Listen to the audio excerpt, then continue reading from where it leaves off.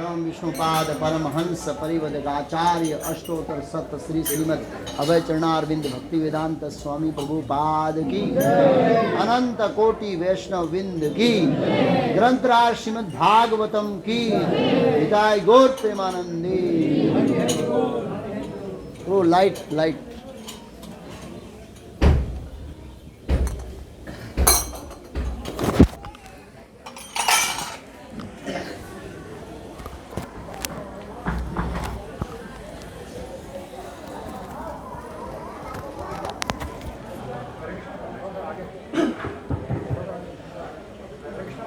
हरे कृष्ण कृष्ण कृष्ण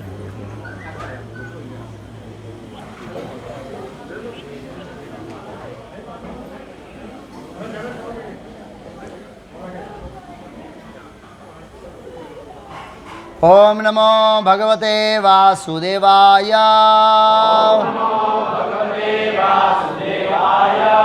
ओम नमो भगवते वासुदेवाय। ओम नमो भगवते वासुदेवाय। श्रीमद् भागवतम स्कंद 7 अध्याय 8 भगवान नरसिंह द्वारा असुरराज का वध। श्लोक संख्या 17। सत्यम विधातुम निज भृत्य भाषितम व्याप्तिम च भूतेषु अखिलेषु च आत्मनः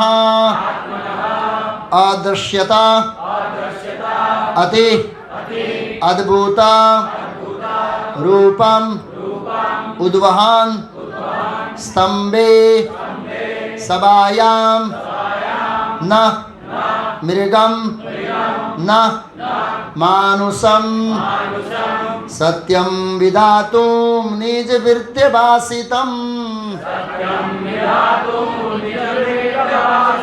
व्याप्तिम सबूतेषु अखिलेषु सात्मनः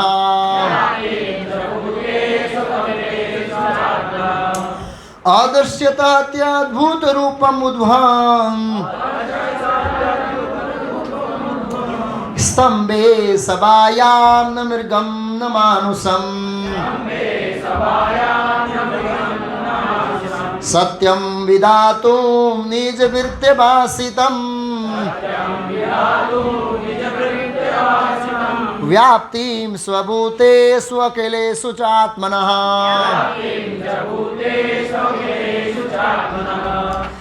अदृश्यताति अद्भुत रूपम उद्वहन् स्तंभे सभायां न मृगम न मानुषम सत्यम विधातुम निज भृत्य भाषितम व्याप्तिम सबूतेषु अखिलेषु सात्मनः अदृश्यतात्यद्भुत रूपम उद्वहन् स्तंभे सभायां न मृगम न मानुषम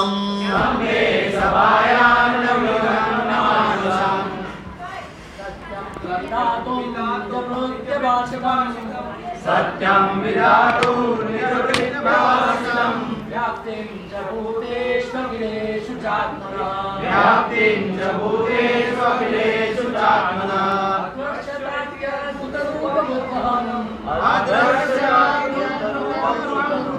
स्तंभे सभायां न मृगं न मानुषम् स्तंभे सभायां न मृगं न मानुषम् सत्यं विधातुं निजभृत्यभाषितं सत्यम विधातुम सर्वसागर व्याप्तिं च भूतेषु अखिलेषु चात्मनः अभी भाव ओછો પડે છે અને એવું કહો પાછળની સીટ બંધ કરી ત્યાં આગળ 3 પેજ ઉપર ચાલુ થઈ ગયું કઈ જે સ્ટેબિલાઇઝરની સ્વિચ હતી ને એ નીચે પડાવી દીધી એટલે ફૂલ પાવર ઓછું પડે તો જનરેટર પર કરાવો સભાયાं ન મૃગં ન માનુષમ આવાજ ભાવ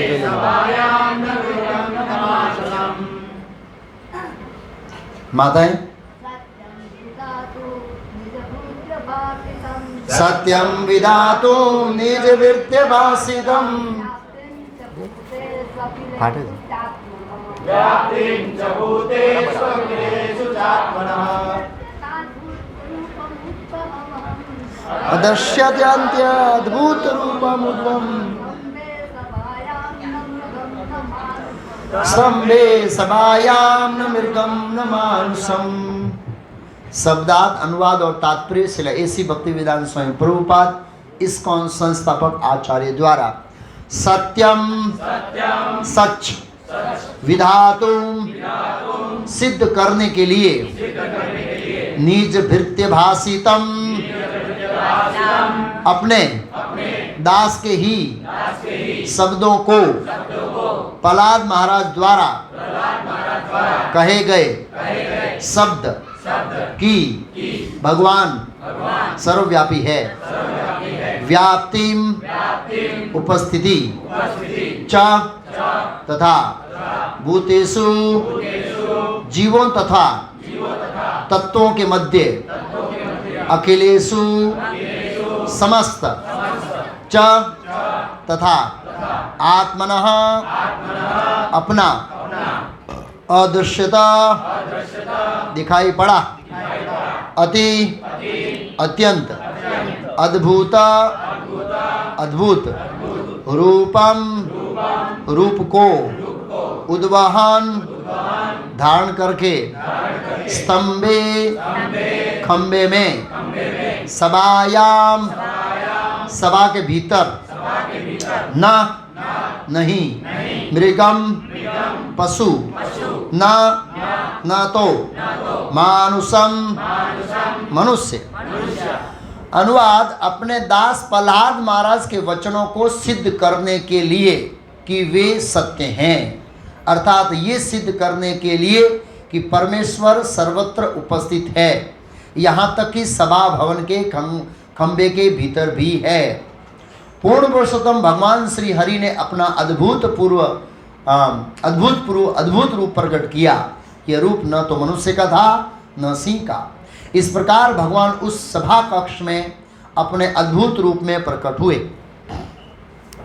तात्पर्य, जब हिरण्यकशिपु ने प्रहलाद महाराज से पूछा कहाँ है भगवान तुम्हारा, कहाँ तुम्हारा भगवान है, क्या वह इस खंबे में उपस्थित है, तो प्रहलाद महाराज ने निर्भीक होकर उत्तर दिया, हाँ मेरे भगवान सर्वत्र उपस्थित हैं।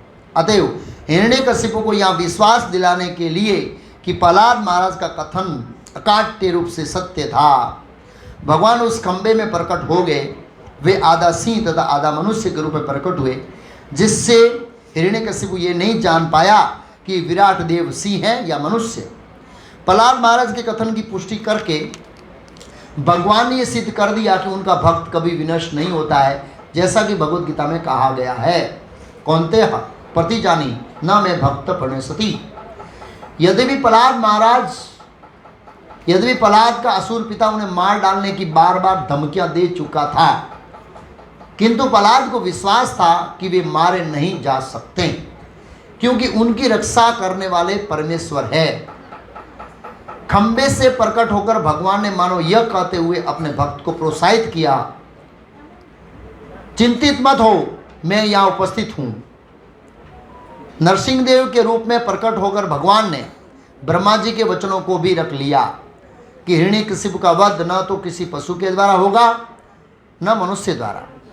भगवान ऐसे रूप में प्रकट हुए जो न तो पूरी तरह मनुष्य का न सिंह का कहा जा सकता था। ओम ज्ञानतिमिरान्धस्य ज्ञानाञ्जनशलाकया चक्षुरुन्मीलितं येन तस्मै श्री गुरुवे नमः। नमः ओम विष्णुपादाय कृष्णपृष्ठाय भूतले श्रीमते भक्तिवेदांत स्वामी इति नामिने। नमस्ते सारस्वती देवे गौरवाणी प्रचारिणे निर्विशेष शून्यवादी पाश्चात्यदेशतानिरे। श्री कृष्ण चैतन्य प्रभु नित्यानंद श्री अद्वैत गदाधर शिवास आदि गौर भक्तवृंद।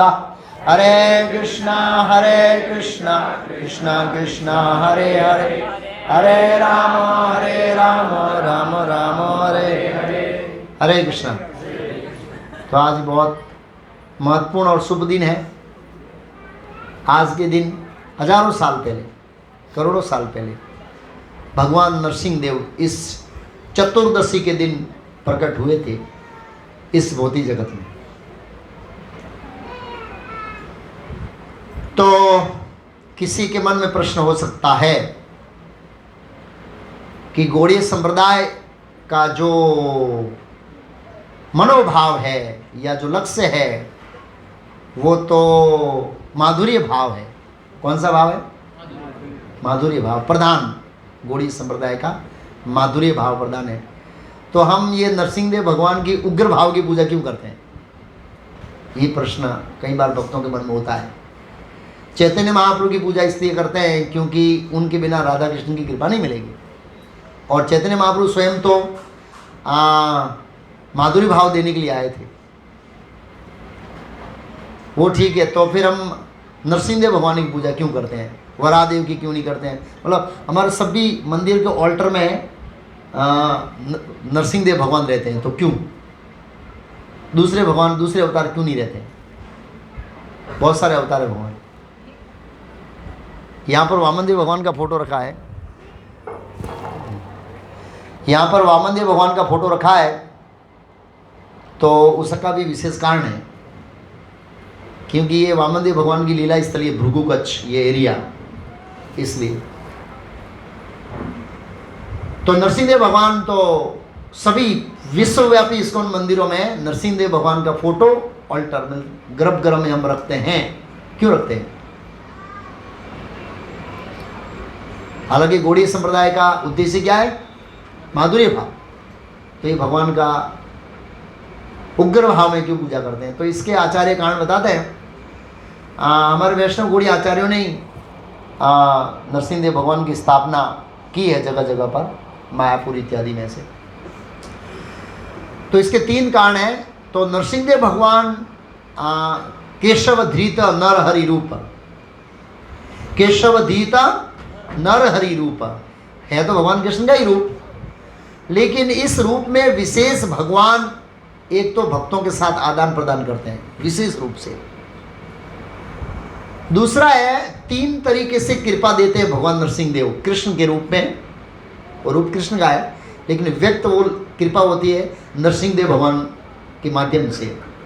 मतलब नरसिंह देव के रूप में ही कृष्ण भक्तों के ऊपर 3 प्रकार की विशेष कृपा देते हैं, इसलिए हम उसको विग्रह या ऑल्टर में रखते हैं। पहला है, हम नरसिंह देव भगवान की आरती गाते हैं तो कहते हैं भक्ति विघ्न विनाशक भगवान नरसिंह देव की जय।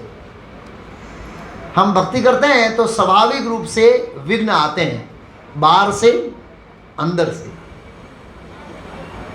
अंदर से काम, क्रोध, मोह, लोभ, मत्सर इत्यादि का विघ्न आता है।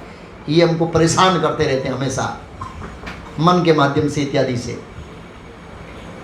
और दूसरा विघ्न आता है बाहर, जब हम प्रचार करते हैं तो बाहर भी विघ्न आता है। प्रहलाद महाराज का विघ्न अंदर से नहीं था, बाहर से था। और विघ्न खड़े करने वाले कौन थे? अपना ही बाप। तो अभी हिरण्यकश्यप की इस दुनिया में कमी नहीं है, अभी बताऊंगा आगे में। हाँ, बहुत सारे हिरण्यकश्यप हुए, घर घर में हिरण्यकश्यप हुए, और घर घर में प्रहलाद महाराज को समस्या हो रही है। जो प्रहलाद महाराज उनको समस्या हो रही है, जो भी है। तो प्रहलाद महाराज की भक्ति में बाधा थे कौन?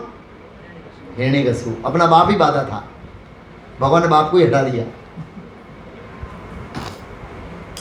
तो एक तो है भक्ति का विघ्न विनाश करने के लिए। दूसरा नरसिंह देव भगवान का विशेष जो रोल है, मतलब वो है भक्तों का उद्देश्य क्या है? भक्तों का उद्देश्य प्रचार करना। क्या करना? प्रचार, मतलब दूसरे जीवों को कृष्ण भक्ति पहुंचाना। तो वो प्रचार करने में भी बहुत सारी बाधाएं आती है। जब हम कृष्ण भक्ति का प्रचार करते हैं तो बहुत सारी क्या आती है? हाँ, यहाँ तो कुछ नहीं है। विदेश में जाओ, आप गीता बताओगे। एक प्रभुपाद जी के शिष्य थे, मैं प्रभुपाद लीलामृत पढ़ा था, उसका नाम प्रघोष दास, वरिष्ठ हो गए वो। हाँ, तो किसी को जाके गीता बताई तो फाड़ देना, एक मारा उसको, छट्टा नीचे सो गया।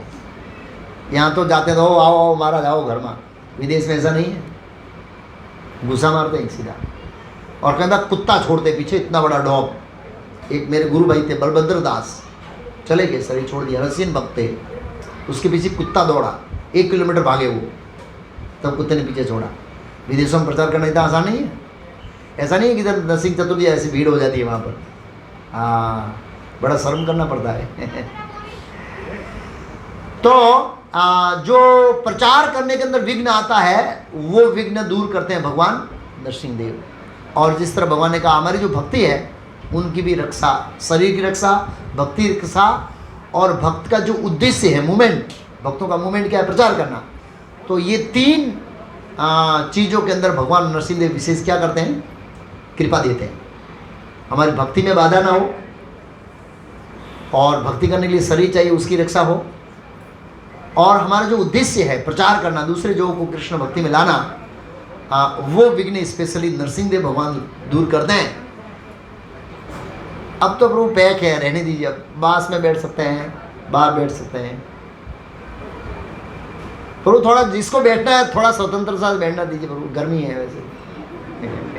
ऐसे बस बैठा के फिर सुन नहीं पाएंगे ना प्रभु, अभी 1 घंटा खींचना है। सुबह तो 3 घंटा खींचा हमने।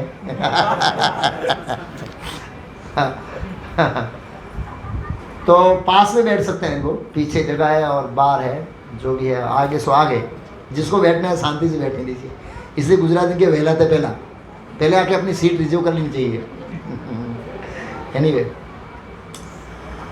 तो ये नरसिंह देव भगवान का विशेष कृपा भक्तों के ऊपर होती है 3 तरीके से। इसलिए हम लोग विग्रह फोटो रखते हैं भगवान नरसिंह देव का।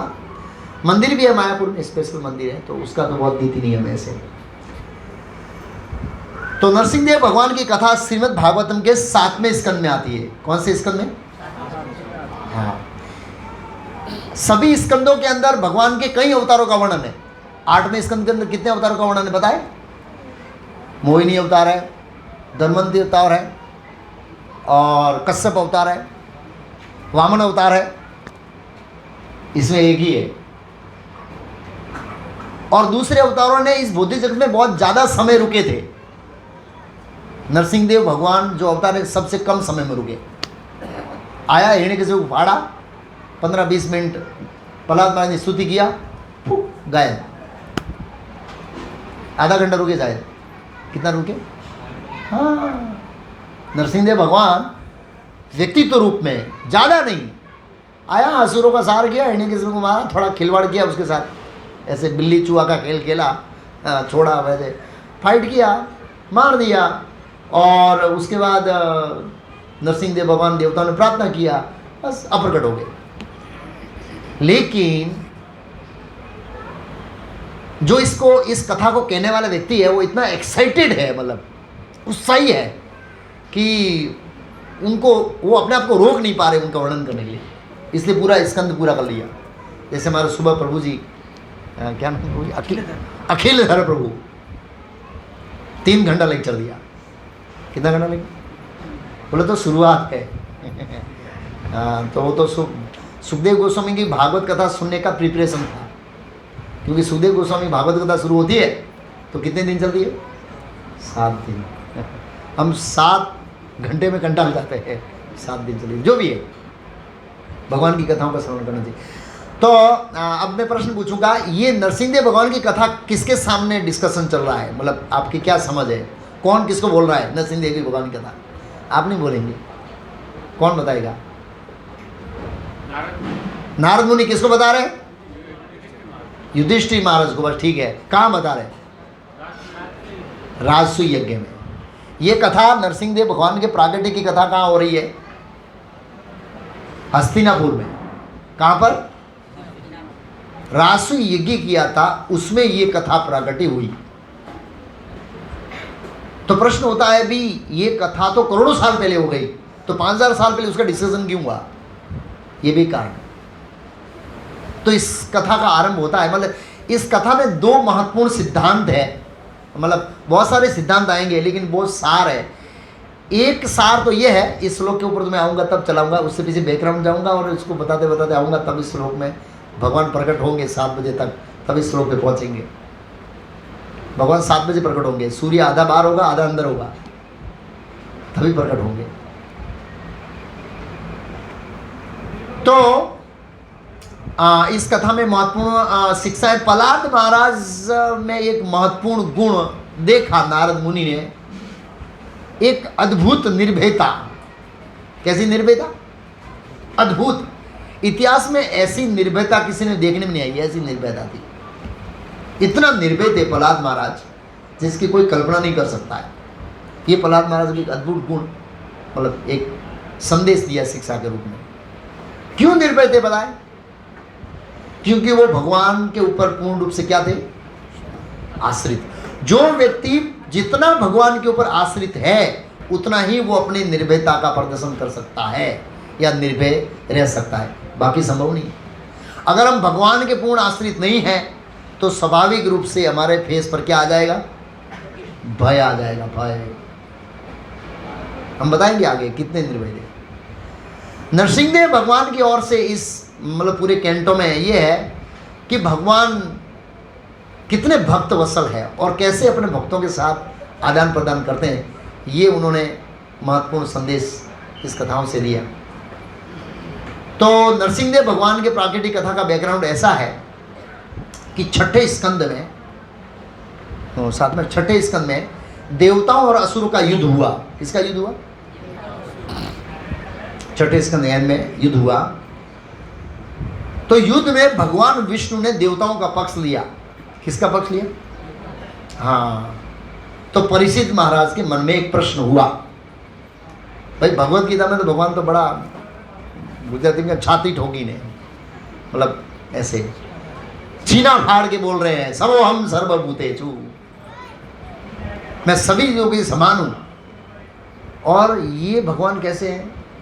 बोलते अलग है, करते अलग है, चलते अलग है, देखते अलग है। भगवान पक्षपाती है या भगवान निष्पक्ष है, ये मुझे बताइए। मेरे मन में ये संशय हो रहा है कि भगवान पक्षपाती है या निष्पक्ष है। ये युधिष्ठिर परीक्षित महाराज किसको पूछ रहे हैं? पहले श्लोक में। ये यहां से आरंभ होता है भागवत नरसिंहदेव की कथा का स्टार्टिंग पॉइंट है। तो उन्होंने बोला अभी भगवान को किसका भय है? क्यों देवताओं का पक्ष लिया? क्या डरना है? क्या लेना है? और क्या देवताओं का विशेष संबंध है, असुरों का विशेष संबंध नहीं है? ममे वंशो, जीव लोग, जीव बुद्ध सनातन, सभी भगवान के अंश है, ये भी अंश है, ये भी अंश है। फिर ऐसा पक्षपात क्यों? इस तरह से अलग अलग एंगल में उन्होंने प्रश्न पूछा। इसका उत्तर देते देते हुए वो आए कहां पर? सुखदेव गोस्वामी आगे हस्तिनापुर की सभा में, मन से। क्या आगे? सुखदेव गोस्वामी कथा वहां कर रहे हैं, लेकिन वो आगे हस्तिनापुर की राजसभा में, जहाँ राजसूय यज्ञ होने वाला था, तो वहां पर वो विजुलाइज किया और उन्होंने बताया कि हालांकि भगवान विष्णु या कृष्ण असुरों को मारते हैं, लेकिन उसमें पक्षपात का भाव नहीं रहता है। क्या नहीं रहता है? पक्षपात का भाव नहीं रहता है कि इसको मैं मार रहा हूं, उसको बचा रहा हूं। भगवान मार रहे हैं, उसको भी बचा रहे हैं, बचा रहे हैं, उसको भी बचा रहे हैं। बोले ये कैसे हो सकता है? तो इसको भौतिक दृष्टिकोण से समझना इतना आसान नहीं है। अभी जिसको बचाया वो भक्ति करके वैकुंठ जाएगा, गोलोक जाएगा, और जिसको मारा वो भी गोलोक जाएगा, दोनों गोलोक गए ना। तो पक्षपात कहाँ हुआ? हम क्या करते हैं? शॉर्ट टर्म और स्थूल रिजल्ट को देखते हैं। कैसे रिजल्ट को देखते हैं? स्थूल, पीछे की घटनाओं को नहीं देख सकते, इसकी गति क्या हुई वो नहीं देखते, इसलिए हमारे मन में संशय होता है। तो वो समझाते उन्होंने कहा कि युधिष्ठिर महाराज के मन में एक ऐसा प्रश्न आया। राजसूय यज्ञ में एक घटना हुई कि भगवान ने असुर को मारा और उसको मुक्ति मिल गई। एक ही अध्याय में 4 क्वेश्चन है। एक किसका है? परीक्षित महाराज का, 3 युधिष्ठिर महाराज के क्वेश्चन है एक ही अध्याय के अंदर, फर्स्ट चैप्टर के अंदर 3, जो नरसिंहदेव भगवान की कथा से क्या है? जुड़े हुए हैं। तो युधिष्ठिर महाराज के मन में प्रश्न हुआ। क्या प्रश्न हुआ पता है? युधिष्ठिर महाराज ने एक सीन देखा। क्या देखा? एक दृश्य देखा जिसके उनमें मन में प्रश्न हुआ। वो दृश्य क्या था? वो दृश्य ये था कि भगवान ने शिशुपाल को मारा। वो सब बहुत कथा बताई, किया किस लिए मारा, क्यों मारा इत्यादि बताई। और शिशुपाल की जो आत्मा है वो भगवान के शरीर में प्रवेश किया, मतलब उसको सायुजी मुक्ति बोलते हैं। क्या मुक्ति बोलते हैं? भगवान के शरीर में प्रवेश किया मतलब ब्रह्म ज्योति में प्रवेश किया, तो सायुजी मुक्ति बोलते हैं। तो युधिष्ठिर महाराज तो बाप रे बाप ऐसे हो गए, ये क्या हो गया, अरे ये शिशुपाल को मुक्ति कैसे मिल गई?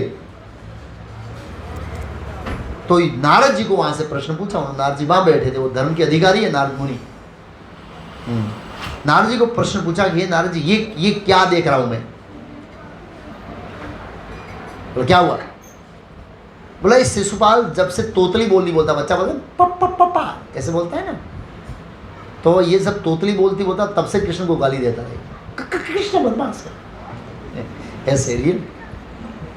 और मृत्यु पर्यंत तक, मृत्यु जब वो मर रहा था, सुदर्शन चक्कर आ रहा था, फिर भी कृष्ण को गाली दे रहा था। उसका बॉडी लैंग्वेज ऐसा था, तेरे को नहीं छोड़ूंगा, और गला कट गया। हाँ, तो सुदर्शन चक्कर से भयभीत नहीं हुआ, बस उसको मरते दम तक कृष्ण को गाली दे रहा था। ऐसे भी असुर होते हैं मरते दम तक, मर जाएंगे कृष्ण को गाली देंगे, ऐसे भी है। तो इसकी मुक्ति को राजा वेन ने अपराध किया था, ब्राह्मणों ने उसको बाध्य किया कि वो नरक में जाए, ब्राह्मणों ने बाध्य किया वो नरक में जाए। इसको तो न कोढ़ हुआ, न जीभ वो फिसली, न जीभ चिपकी, न पैरालिसिस हुआ, कुछ नहीं हुआ, और ये तो मुक्ति मिल गई। बड़े बड़े आध्यात्मिकवादियों को सायुज्य मुक्ति प्राप्त करने में बहुत कठिनाई होती है, और इसको गाली देने से मात्र मिल गई। अब इसका उत्तर देते देते हुए, मतलब बहुत लंबा है ये तो कथा 7 दिन चल सकता है खाली, लेकिन मैं पीछे से घटना बता रहा हूँ किस तरह से इधर हम नरसिंह देव भगवान की कथा बनाते हैं। ये भी नरसिंह देव भगवान की कथा जुड़ी हुई है। तो उन्होंने उत्तर में बताया कि भगवान मान अपमान सुख दुख गाली ये सबसे परे है, उनको गाली लगती ही नहीं है। आचार्यों ने खास करके नाम भूल गए कि आचार्य ने शिशुपाल की गाली को वो सरस्वती देवी ने ट्रांसफर किया स्तुति के रूप में, तो उसका पूरा डिस्क्रिप्शन दिया है, 100 गाली दिया था जो भी है। फिर बताया, हाँ फिर बताया, पहला प्रश्न हो गया कि मुक्ति कैसे मिली, तो उन्होंने बताया कि राजा व्यन में और दूसरे राजाओं जो कृष्ण से द्वेष ईर्षा करते थे और शिशुपाल में अंतर है। क्या अंतर पता है? राजा व्यन को मुक्ति नहीं मिली, इसको मिली, क्यों? और दूसरे ऐसे लोग भी जिनको मुक्ति नहीं मिली, इनको मिली, क्यों? क्योंकि ये लोग बिना एक सेकंड भूले हुए कृष्ण का क्या करते थे? स्मरण, नेगेटिव वे में। कौन से वे में? नकारात्मक दृष्टिकोण से। एक है सकारात्मक, एक है नकारात्मक। हमेशा सोचते थे कृष्ण कृष्ण कृष्ण कृष्ण कृष्ण, और उसको गाली गलौज करते थे, सोचते थे कृष्ण के बारे में। राजा वैन इस तरह इंटेंसली सोचते नहीं थे, खाली ईर्षा करते थे, लेकिन ये सोचते थे, 24 घंटा सोचते थे। वो सोचने के कारण नारद ने कहा भगवान तो भगवान है, नेगेटिव सोचे पॉजिटिव सोचे, लेकिन वो सोचने से उसका फल तो बहुत हाई मिलता है। और उन्होंने नारद जी ने बताया, गोपियों ने काम वासना के दृष्टिकोण से, कंस और ये शिशुपाल ने भय से, कंस ने भय से और शिशुपाल ने ईर्षा से, इत्यादि अलग अलग राजाओं ने अलग अलग वे में जो बहुत ही एकदम बिना सेकंड भूले कृष्ण के बारे में सोचते थे। कंस जहाँ भी देखता था कृष्ण दिखता था, खाते पीते उठते कृष्ण कृष्ण कृष्ण कृष्ण ऐसे। इसके कारण इसको मुक्ति हुई, ये कारण है। और राजा वैन इत्यादि दूसरों को नहीं हुई है, इसका कारण ये है कि वो ऐसे सोचते नहीं थे भगवान के बारे में। ये उनका अंतर बताया। और उसके बाद बताया कि शिशुपाल और दंतवक्र है, ये जो तेरे मौसी के लड़के हैं, ये लोग वैकुंठ के द्वारपाल है, जय विजय। और ये श्राप दिया इसलिए है। अब तो युधिष्ठिर महाराज का पसीना छूट गया है, पसीना छूट जाता है ना, क्यों? अरे इतनी मेहनत करने के बाद, करोड़ों जन्म करोड़ों ताप में, कितनी माला करना, 4 नियम, इतनी तपस्या करने के बाद वहाँ जाओ, कोई आएगा दे श्राप देगा, ठीक था भरूच में आ गया वापस, तो क्या फायदा है? युधिष्ठिर महाराज ने कहा मैं ये बात को स्वीकार करने तैयार ही नहीं हूँ, मना कर दिया। अनसंभव, असंभव है, वैकुंठ में जाने के बाद जीव का पतन होता, असंभव, मैं इस बात को नहीं मानता हूँ, मना कर दिया। श्लोक में लिखा है, मेरा मन स्वीकार नहीं कर रहा है, अब मेरी बुद्धि डगडगा रही है आध्यात्मिक विषयों के बारे में, ये कैसे हो सकता है? आध्यात्मिक जगत में जो जीव जाते हैं उनका शरीर तो दिव्य होता है, भौतिक शरीर से कोई लेना देना नहीं है। और दूसरा कि विष्णु के भक्तों को श्राप देने का सामर्थ्य किसमें है? ऐसा कौन है जो विष्णु के भक्तों को श्राप देता है, और वो भी वेंकुट भगवान के प्रिय द्वारपाल, उनको श्राप देने का सामर्थ्य किसमें है? ये मुझे जानना है।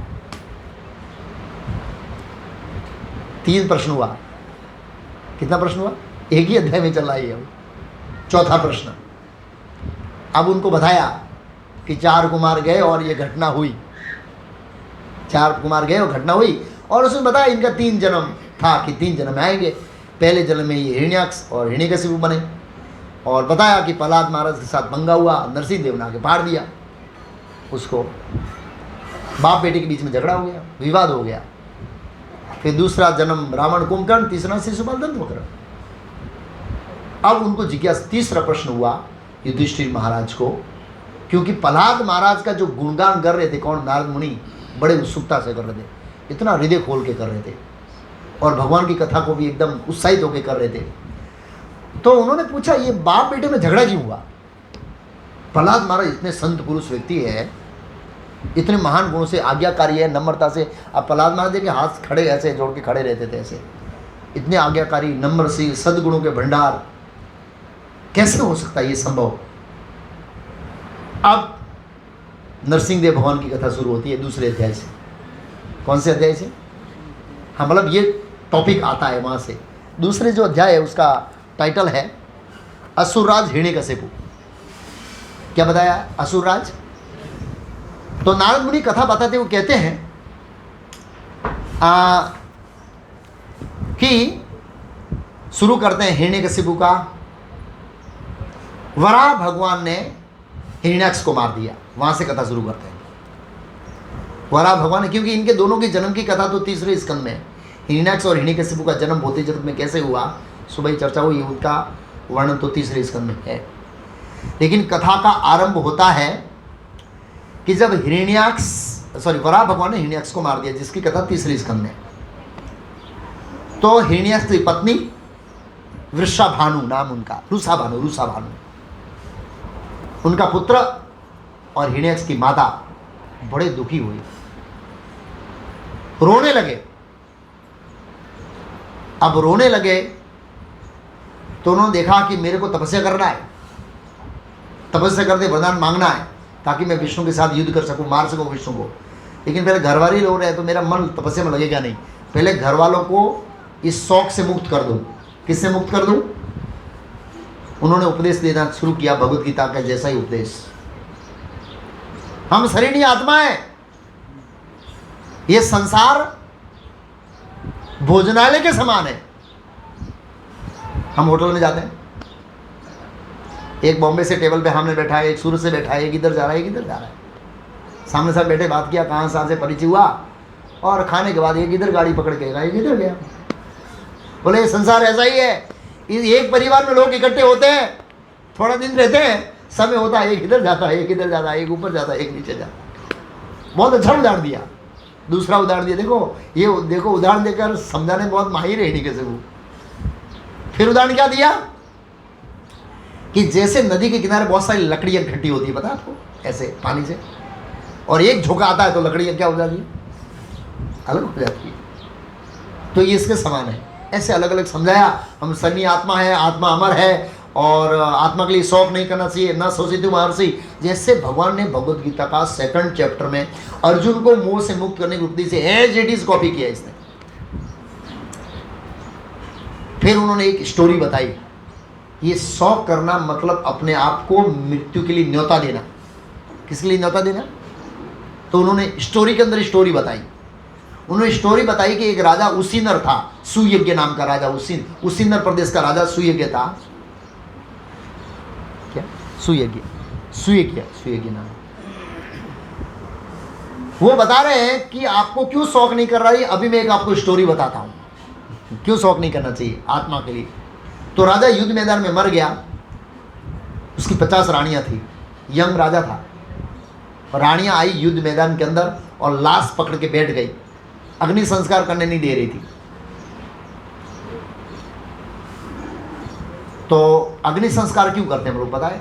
प्रभुपाद जी ने श्लोक के तात्पर्य में लिखा है, जब तक इस शरीर को जलाएंगे नहीं तो आत्मा इस शरीर को छोड़ के जाएगी नहीं, आसक्ति रहती है उसके अंदर, बहुत आसक्ति है। इससे बाहर निकलने के बाद भी वापस घुसने की आसक्ति रहती है।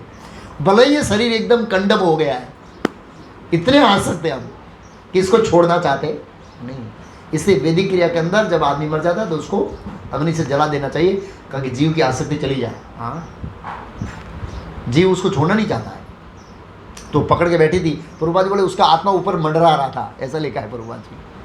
किसका? सुई वगैरह का, क्योंकि ये लाश को जलाएगा वो आत्मा जाएगा, तब तक नहीं जाएगा।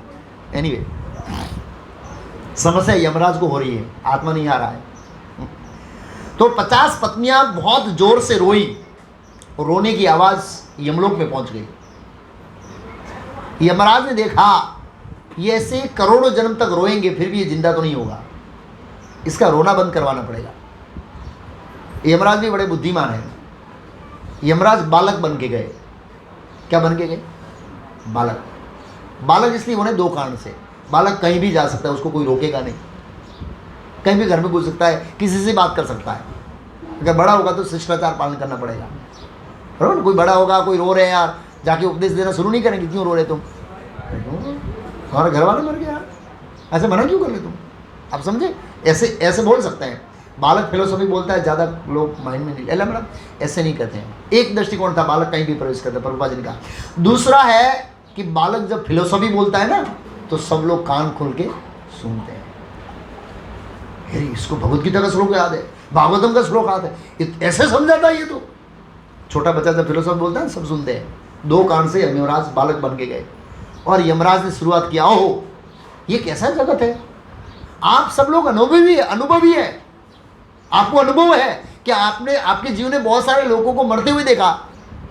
मैं छोटा सा बालक हूँ, फिर भी देखो मैं कितना निर्भय हूँ।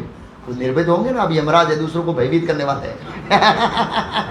मतलब उनको रानी को पता नहीं था, लेकिन आप तो भाई भयभीत करने वाला, आपको किसका भय है, तो आप स्वयं लोगों को डराते हैं। देखो मैं कितना निर्भय हूँ, आप लोगों को इतना अनुभव है कि जगत में जन्म लिया उसको मरना है। बहुत अच्छी तरह से यमराज ने बहुत लंबा उपदेश दिया।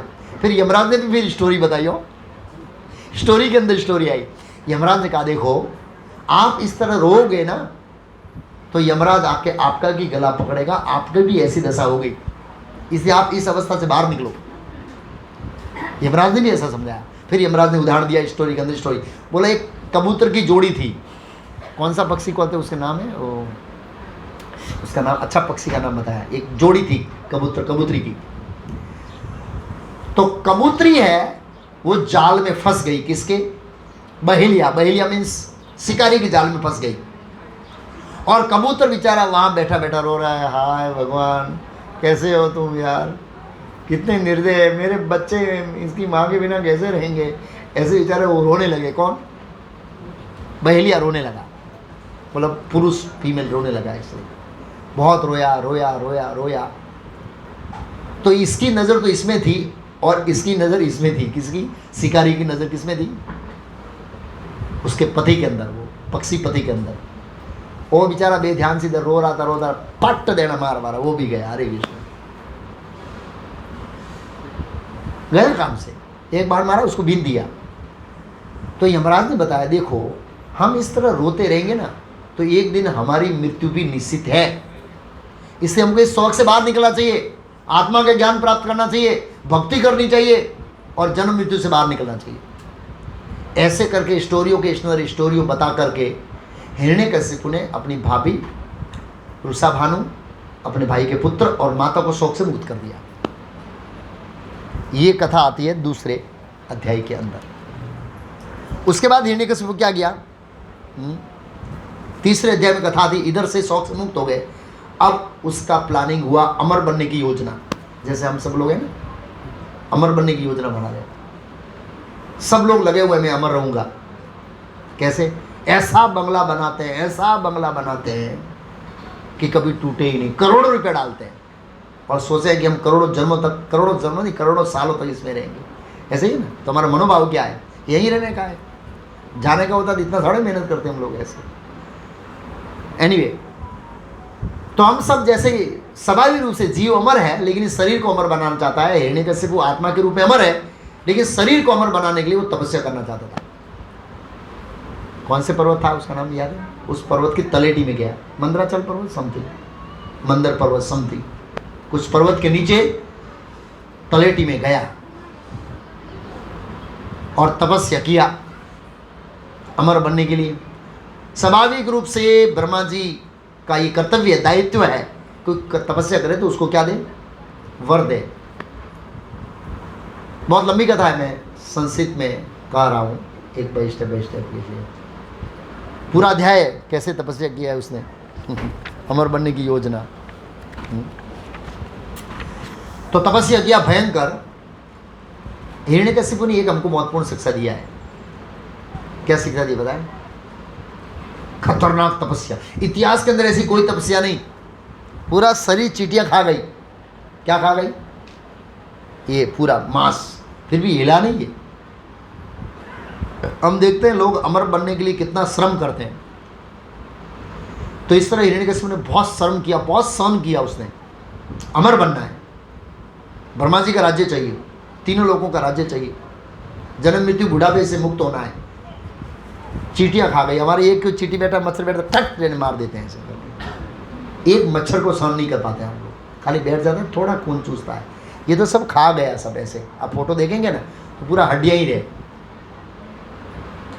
और ब्रह्मा जी आए और क्या हुआ, यहाँ से बहुत अग्नि निकल रहा था, वो तपस्या के फलस्वरूप बहुत बड़ी अग्नि निकल रही थी। तो ऊपर के लोगों को जला रही थी देवलोक में। तो देवता ब्रह्मा जी के पास गए। ब्रह्मा जी को ठीक है, मैं उसको निवृत्त करता हूँ, उसको कुछ वरदान चाहिए। ब्रह्मा जी आए, बोल बेटा मैं तेरी तपस्या से बहुत प्रसन्न हूँ। अब ब्रह्मा जी को तो समहोम सर्वभूतेषु रहना पड़ेगा क्योंकि देवता असुर दोनों उसके पुत्र है। तो बोला वरदान चाहिए। बोला कैसा वरदान? अमर होने का वरदान। अरे बेटा, कश्यप मुनि का लड़का होकर तुम इतनी बड़ी गलती करता है? बोला क्या गलती होती दादा? अरे बोला तुमने पढ़ा नहीं है वेदों में, भागवत में? हाँ पढ़ा है ना। मेरी आयु से कितनी? बोल। बोला 100 साल। तो मैं तेरे को कैसे वरदान दे सकता हूँ? हाँ यार ये तो सही बात है, बोलो भाई, सॉरी। मतलब ऐसे उनके कहने का भाव ये था, ब्रह्मा जी ने ऐसे कहा। बस अमर होने की सिवाय जो भी वरदान मांगना है मान। ये भी बड़ा होशियार था हमारे जैसा। ऐसे हम भी बहुत, मनुष्य बड़ा चतुर होता है? अंदर नहीं मरूंगा, बाहर नहीं मरूंगा, ऊपर नहीं मरूंगा, नीचे मरूंगा, जीवित नहीं मरूंगा, इसको नहीं मरूंगा, इसका नहीं। ब्रह्मा जी का मांग से जी अंदर जितना बोलना है बोल, खाली कर दे जा। हाँ लास्ट में एक साथ में तथास्तु बोलूंगा, नहीं तो मैं थक जाऊंगा। तुम बोलेगा अंदर नहीं मरूंगा, बाहर मरूंगा, तथास्तु, टाइम भी ज़्यादा लगेगा। अच्छा है तुम जितना बोलने बोल दे, लास्ट में मैं हाँ कह दूंगा। इस तरह से उन्होंने वरदान दिए अलग अलग प्रकार के। जीवंत वस्तुओं से नहीं मरूंगा, लाइव वस्तुओं से नहीं मरूंगा, मतलब सॉरी मृत वस्तुओं से भी नहीं मरूंगा, जड़ से नहीं मरूंगा, चेतन से नहीं मरूंगा। इस तरह से ब्रह्मा जी ने दिया। अब वरदान लेके ये घर आ गया भाई।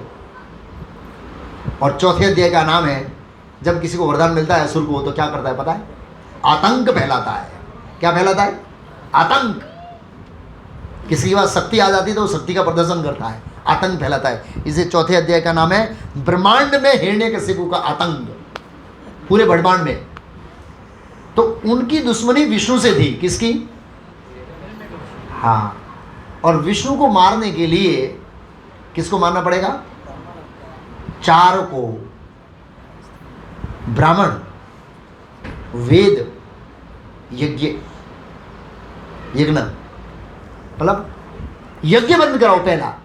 तो यज्ञ का सपोर्ट करने वाले 3 लोग हैं। यज्ञ 3 चीजों से होता है। बोला विष्णु को पुष्टि, विष्णु की शक्ति हो रही थी यज्ञ से। यज्ञ से उनको आहुति मिलती है, उससे पावर आता है।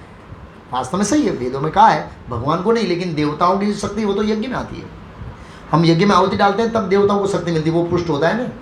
आजकल बारिश समय से नहीं आती है, गर्मी ज़्यादा है, क्योंकि कंट्रोल करने का पावर ही नहीं है ना। पावर नहीं है क्योंकि लोग यज्ञ नहीं कर रहे ना, इसलिए सूर्यदेव के अंदर पावर नहीं है भाई। ज़्यादा गर्मी कहीं बरसा देता है, कहीं बारिश ज़्यादा गिरा देता है, कंट्रोल ही नहीं होता है, लोग यज्ञ ही नहीं करते। वन सेंस, ऐसे कहने का भाव ये। तो हाँ, देवताओं का पोषण यज्ञ से होता है, ये भगवान ने सिस्टम बनाई है। तो बोला यज्ञ बंद कराओ। और यज्ञ बंद कराने के लिए यज्ञ करता कौन है? ब्राह्मण। ब्राह्मण को मार दो। दूसरा किसको मारे? बोला दूध कहाँ से आता है? गाय से, सॉरी घी गाय से आता है, गाय को मारो। मंत्र कांड से पढ़ते हैं, वेदों से, वेदों को उड़ा दो। वेद, गाय, ब्राह्मण, तीनों को मार दो, यज्ञ बंद हो जाएगा। सिंपल चीज है। तो कलयुग के अंदर यही हो रहा है। हिरण्यकशिपु के चेले हैं, वो हम जाते हैं कॉलेज में, यूनिवर्सिटी में नहीं, गीता अंदर एंट्री नहीं चाहिए, गीता वाले नहीं आ सकते, गीता भागवत नहीं आ सकते। आप साइंस पढ़ाओ, हम मंदिर से आए वो पढ़ाओ, सब चलेगा, गीता बीता नहीं चलेगी। सब हिरण्यकशिपु के चेले हैं, भेजे हुए ऊपर से आए, चंड और अमर के मित्र। चंड और अमर कौन है पता है? प्रहलाद महाराज के शिक्षक थे, हिरण्यकशिपु के कुल गुरु के पुत्र, शुक्राचार्य के पुत्र थे, जो भी है। तो ये सब आदेश दिया किसने? हिरण्यकशिपु ने, और पूरे ब्रह्मांड में आतंक फैलाया। आतंक फैलाया, उसके बाद हिरण्यकशिपु घर गया। और इधर प्रहलाद महाराज का जन्म हुआ उसके घर जाने के बाद, उसका आगे डिस्कशन करेंगे। प्रहलाद महाराज का घर गए, प्रहलाद 5 साल का हो गया, स्कूल में एडमिशन, स्कूल में एडमिशन। प्रहलाद महाराज को चंड और अमर की स्कूल में भेजा गया। आजकल जितनी भी स्कूलें हैं वो चंड और अमर की स्कूलें हैं।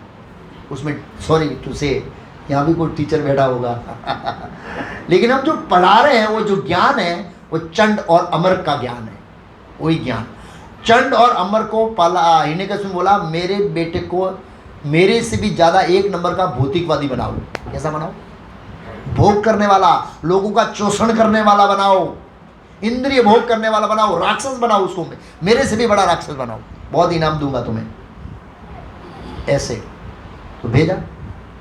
और जैसे, और इसका तो क्या है, ये परीक्षा खुद लेता था, एग्जाम हिरण्यकशिपु खुद लेता था, टीचरों को लेने नहीं देता था, खुद प्रश्न पूछता था। हर साल में घर आते थे और क्या बोलते, ये 10th के आज एग्जाम आती उसको क्या बोलते हैं, बोर्ड एग्जाम स्वयं लेता था। बोर्ड एग्जाम में प्रश्न पूछा, क्या पूछा नहीं क्या पूछा। अब देखो प्रहलाद महाराज जी, एकदा असुर राज पुत्रम अंगम आरोप्य पांडव प्रपच्छ कथयायाम वत्स मन्यते साधु यत भवान। हे राजा युधिष्ठिर, एक बार असुरराज हिरण्यकशिपु ने अपने पुत्र प्रहलाद को अपनी गोद में बिठाया, बड़े ही दुलार प्यार से पूछा, हे पुत्र मुझे ये बतलाओ कि तुमने अपने अध्यापकों से कौन कौन से विषय पढ़े हैं, क्या क्या शिक्षा लिया तुमने, बताइए। बड़े प्रेम से पूछा। अपरूपा, अरे प्रहलाद महाराज जी बड़े होशियार हैं, सिस्टमेटिकली टीचिंग करेंगे। पहली बार पूछा 1 ही श्लोक बोला, दूसरी बार पूछेंगे 2nd क्लास में 2 श्लोक बोलेंगे, तीसरी क्लास में पूछेंगे 3 श्लोक बोलेंगे, चौथी कक्षा में पूछेंगे 4 श्लोक। ऐसे तो पहली बार 1 श्लोक कौन सा बोला, बहुत सुंदर श्लोक है, श्री प्रहलाद उवाच तत्त साधु मन्ये असुरवर्य देहिनाम सदा सम उद्दिग्ध धया सदसग्रात हित्वात्मपातं ग्रंथकूपम वनम गतो यद धीरम आश्रेत। इसका अनुवाद जबरदस्त है। हिरण्यकशिपु को बड़ा क्रोध आया, क्या कहा? प्रहलाद महाराज ने उत्तर दिया कि मैं क्या सीखा, हे असुर श्रेष्ठ, असुर वरे का है, पिताजी नहीं कहा है, पिताजी को उसको मानते ही नहीं थे वो हे असुर श्रेष्ठ, असुरों में श्रेष्ठ। और हिरण्यकशिपु को आनंद आया, मुझे क्या बोला, असुर बोला। जब गुंडे को बोलते हैं तुम बहुत बड़ा गुंडा है, अच्छा ग्लोरिफिकेशन करता है, उनको अच्छा आनंद आता है। हाँ सही बात है। तो क्या कहा उन्होंने, हे असुर से, हे दैत्य, जहाँ तक मैंने अपने गुरु से सीखा है, बात सही है, प्रहलाद महाराज तो अपने गुरु से ही सीखा है, वही बात बता रहे हैं, लेकिन चंड अमर की बात नहीं बता रहे हैं, दूसरे गुरु से सीखा उसकी बात बता रहे हैं। सीखा है, ऐसा कोई व्यक्ति जिसने क्षणिक देह तथा क्षणिक रस जीवन को स्वीकार किया है, वह निश्चय चिंताग्रस्त रहता है। मैं आपको देख रहा हूँ, आप चिंताग्रस्त है, क्या है, चिंताग्रस्त, भौतिक शरीर ग्रहण करने का वह निश्चय ही चिंताग्रस्त है, क्योंकि वह ऐसे अंधे कुएं में गिर जाता है जहां जल ही नहीं रहता है। प्रहलाद महाराज ने ग्रस्त जीवन को क्या कहा है, हित्वा आत्मपातम गृहम अंधकूपम। ये ग्रस्त आश्रम है, अंधकूप के समान है, आश्रम नहीं, गृह वेदी का जीवन, ग्रस्त आश्रम तो मुक्ति का द्वार है, दो में अंतर है। जहां जल नहीं है केवल कष्ट ही कष्ट मिलते हैं। अगर बिना जल के कुएं में हम लोग प्रयास करेंगे नहीं, प्रयास करेंगे अथवा तो क्या करें, मतलब उसमें गिरेंगे तो सिर फूटेगा, तो इसमें कष्ट ही कष्ट मिलते हैं। मनुष्य को चाहिए कि इस स्थिति को त्याग कर वनम गतो, पिताजी सॉरी असुर श्रेष्ठ आप वन में चले जाइए। क्या बोला यार, वन में चला जाइए? अभी अभी तो तपस्या करके आया हूँ, अभी मुझे 3 लोगों का राजा लेना है, इंद्रिय भोग करना है, सबसे श्रेष्ठ बनना है, आप वन में जाने की बात कर रहे हैं? मतलब ऐसे वन में चले जाइए। अर्थात प्रभुपाद जी ने कहा वृंदावन चले जाइए जहाँ केवल कृष्ण भक्ति व्याप्त है, इस तरह वह पूर्ण पुरुष भगवान की शरण ग्रहण करें। तो पहली बार तो ये थोड़ा हंस दिया, कौन? नारद जी ने कहा, जब प्रहलाद महाराज ने भक्ति में आत्मा साक्षात्कार के विषय बताया, इस तरह अपने पिता के शत्रु पक्ष के प्रति अपनी स्वामी भक्ति दिखाई, अपने शत्रु पक्ष मतलब विष्णु के प्रति स्वामी भक्ति दिखाई, तो असुराज हिरण्यकशिपु ने प्रहलाद की बातों को सुनकर कहा, शत्रु की वाणी द्वारा बाल बुद्धि को इस तरह बिगाड़ी जाती है, मतलब बच्चों को इस तरह बिगाड़ा जाता है, बच्चों को इस तरह बिगाड़ा जाता है। तो यहाँ पर कई बार भक्त लोग आते हैं, मतलब कई बच्चे आते हैं और जैसे ही भक्ति करना शुरू करते हैं तो हिरण्यकशिपु जैसा होता है बाप, ये इस्कॉन वाले बच्चों की बुद्धि को बिगाड़ रहे हैं, ये बच्चे नादान हैं, उसकी को बिगाड़ रहे हैं, अब इनको रोकना पड़ेगा। फिर वो मंदिर आने से क्या करते थे? बंद कर देते, फोन करते हैं, क्यों नहीं आ रहे? पिताजी मना कर रहे हैं, मतलब हिरण्यकशिपु मना कर रहे हैं। क्या मना कर रहे हैं? और फिर हिरण्यकशिपु ने वार्निंग दिया, किसको वार्निंग दिया? चंड और अमर को। अब स्कूल को वैष्णव प्रूफ बना दीजिए। वाटर प्रूफ मतलब पानी नहीं आना चाहिए, फायर प्रूफ मीन्स अग्नि नहीं आना चाहिए, एयर प्रूफ मीन्स हवा नहीं आना चाहिए, वैष्णव प्रूफ मीन्स हमारे आश्रम में कोई वैष्णव नहीं आना चाहिए। ऐसा लग रहा है कि कोई छुपी रूप में विष्णु भक्ति का प्रचार करता है, ध्यान रखिए, अगर आप पकड़े गए तो फांसी में लटका दूंगा। ये चंड और अमर डर गए, वैष्णव तो कोई है ही नहीं। दूसरी बार बोर्ड एग्जाम, थोड़े दिन लेके दूसरी बार पूछा, हिरण्यकशिपु ने कहा, हे प्रहलाद मेरे पुत्र, हे चिरंजीवी, इतने काल तक तुमने मुझे गुरुओं से बहुत सारी बातें सुनी होगी, बड़ा उत्सुक है जानने के लिए, मतलब वो प्यारी बातें सुनने के लिए। पिताजी धर्म अर्थ काम मोक्ष के बारे में सीखा, असुरों पे राज करना कैसे है वो सीखा, कूटनीति सीखा, ये नीति सीखा, लोगों को शोषण करना सीखा, लोगों को मारना सीखा, ये बातें सुनने के कान उत्सुक थे। किसके? हाँ, लेकिन ये ऑपोजिट हो रहा है। अब दूसरी बार 2 श्लोक बोलेंगे, अब ये धीरे धीरे पिचिंग बढ़ा रहे हैं। पहली बार 1 श्लोक बोला ना, दूसरी बार 2 श्लोक बोलेंगे। क्या बताओ, अब तुम मुझ सब उसमें से श्रेष्ठ बात बताओ। श्रीपालाद उवाच, श्रवण कीर्तनम विष्णु स्मरणम पाद सेवनम अर्चन मंदिरम दास्य साख्य आत्मा निद्रम इति पुंसा अर्पिता विष्णु भक्तिर नव लक्षणा क्रियते भगवत्यदा तद मन्ये अदितम उत्तमम। ये नवदा भक्ति है जो व्यक्ति को करना चाहिए, ये मैं अपने गुरु से सीखा। अब तो इसकी हालत और ख़राब हो गई। बोला यार कुछ बहुत बड़ी गड़बड़ चल रही है, हैं? बहुत गुस्से हो गया। अब गुस्से होके किसको डांट रहा है पता है? किसको डांट रहा है? शिक्षकों को, चंड और अमर को डांट रहा है। ये तुम लोगों का काम है, सही नहीं पढ़ा दे हो गया, फांसी लगा दूंगा। ये दोनों डर के गए, नहीं ऐसा नहीं है। आप ब्राह्मणों के ऊपर अन्याय से क्रोध मत कीजिए, ऐसा अच्छा नहीं है। आप ब्राह्मणों पे क्रोध कर रहे हैं और हम निर्दोष है और आप हमारे पर क्रोध कर रहे हैं। उन्होंने बताया हम सिखाते नहीं, ये कहाँ से सीखता है, ये हमारे लिए समस्या है बहुत बड़ी। तो अब हिरण्यकशिपु थोड़ा ठंडा हो गया और बच्चे को पटाकर अपनी भाषा में पूछते हैं ना, फिर पूछा उन्होंने। हाँ, जब हिरण्यकशिपु को अध्यापक से उत्तर मिल गया तो उसने अपने पुत्र को संबोधित किया है, मतलब समझ के से प्रेम से भी बोला लेकिन कटु भाषा में बोला। अदम, मूर्ख, कहाँ से सीखा है ये सब, ऐसे करके उनको डांटा। अब प्रहलाद महाराज ने फिर उपदेश देना शुरू किया। 2 श्लोक था पहले, अब 3 श्लोक आएगा। कितने श्लोक आएगा? श्री प्रहलाद वाच मति न कृष्णे परतसवतो वा मितो अभिपेत ग्रह वृत्तानाम अदांत गोपीर विसदाम तमिश्र पुनः पुनः चर्वित सर्वणानाम। क्या कहते हैं? प्रहलाद महाराज ने उत्तर दिया, अपनी असंयमित इंद्रियों के कारण जो लोग भौतिकवादी जीवन के प्रति अत्यंत अभ्यस्त रहते हैं, आसक्त रहते हैं, वे नरकगामी होते हैं। आप नरक जाने वाले हैं। आप सोचिए, ये जो आओ दाऊद इब्राहिम, ये कुछ नहीं है, मच्छर के समान है हिरण्य के सामने। ये जो बड़े बड़े डॉन है ना, वर्ल्ड के डॉन, वो तो हिरण्य के सामने मच्छर के समान है। श्रीमद् भागवत में लिखा है, आगे आएगा 7वें अध्याय में, हिरण्यकशिपु एक आंख का पलकारा हिलता था तो देवराज इंद्र वरुण स्वयं यमराज कांप जाते थे। यमराज भी कांप जाते थे, जो सबको कंपाते, वो इतना पावर था। अब ऐसे व्यक्ति को बोलना है, प्रचार करना है, ये सब छोड़ो झंझट और हरे कृष्ण करो। किसका सामर्थ्य? प्रभुपाद जी। प्रभुपाद जी विदेश गए, बड़े बड़े कंट्री के प्रेसिडेंट को बोल दिया, यू आर सिंपली राजकल। कोई बोल सकता है राष्ट्रपति को या प्रधानमंत्री को, you are simply राजकल? Prabhupada ji ने बोला। किसी से भी नहीं डरते थे, किसी से भी नहीं डरते थे प्रभुपाद जी।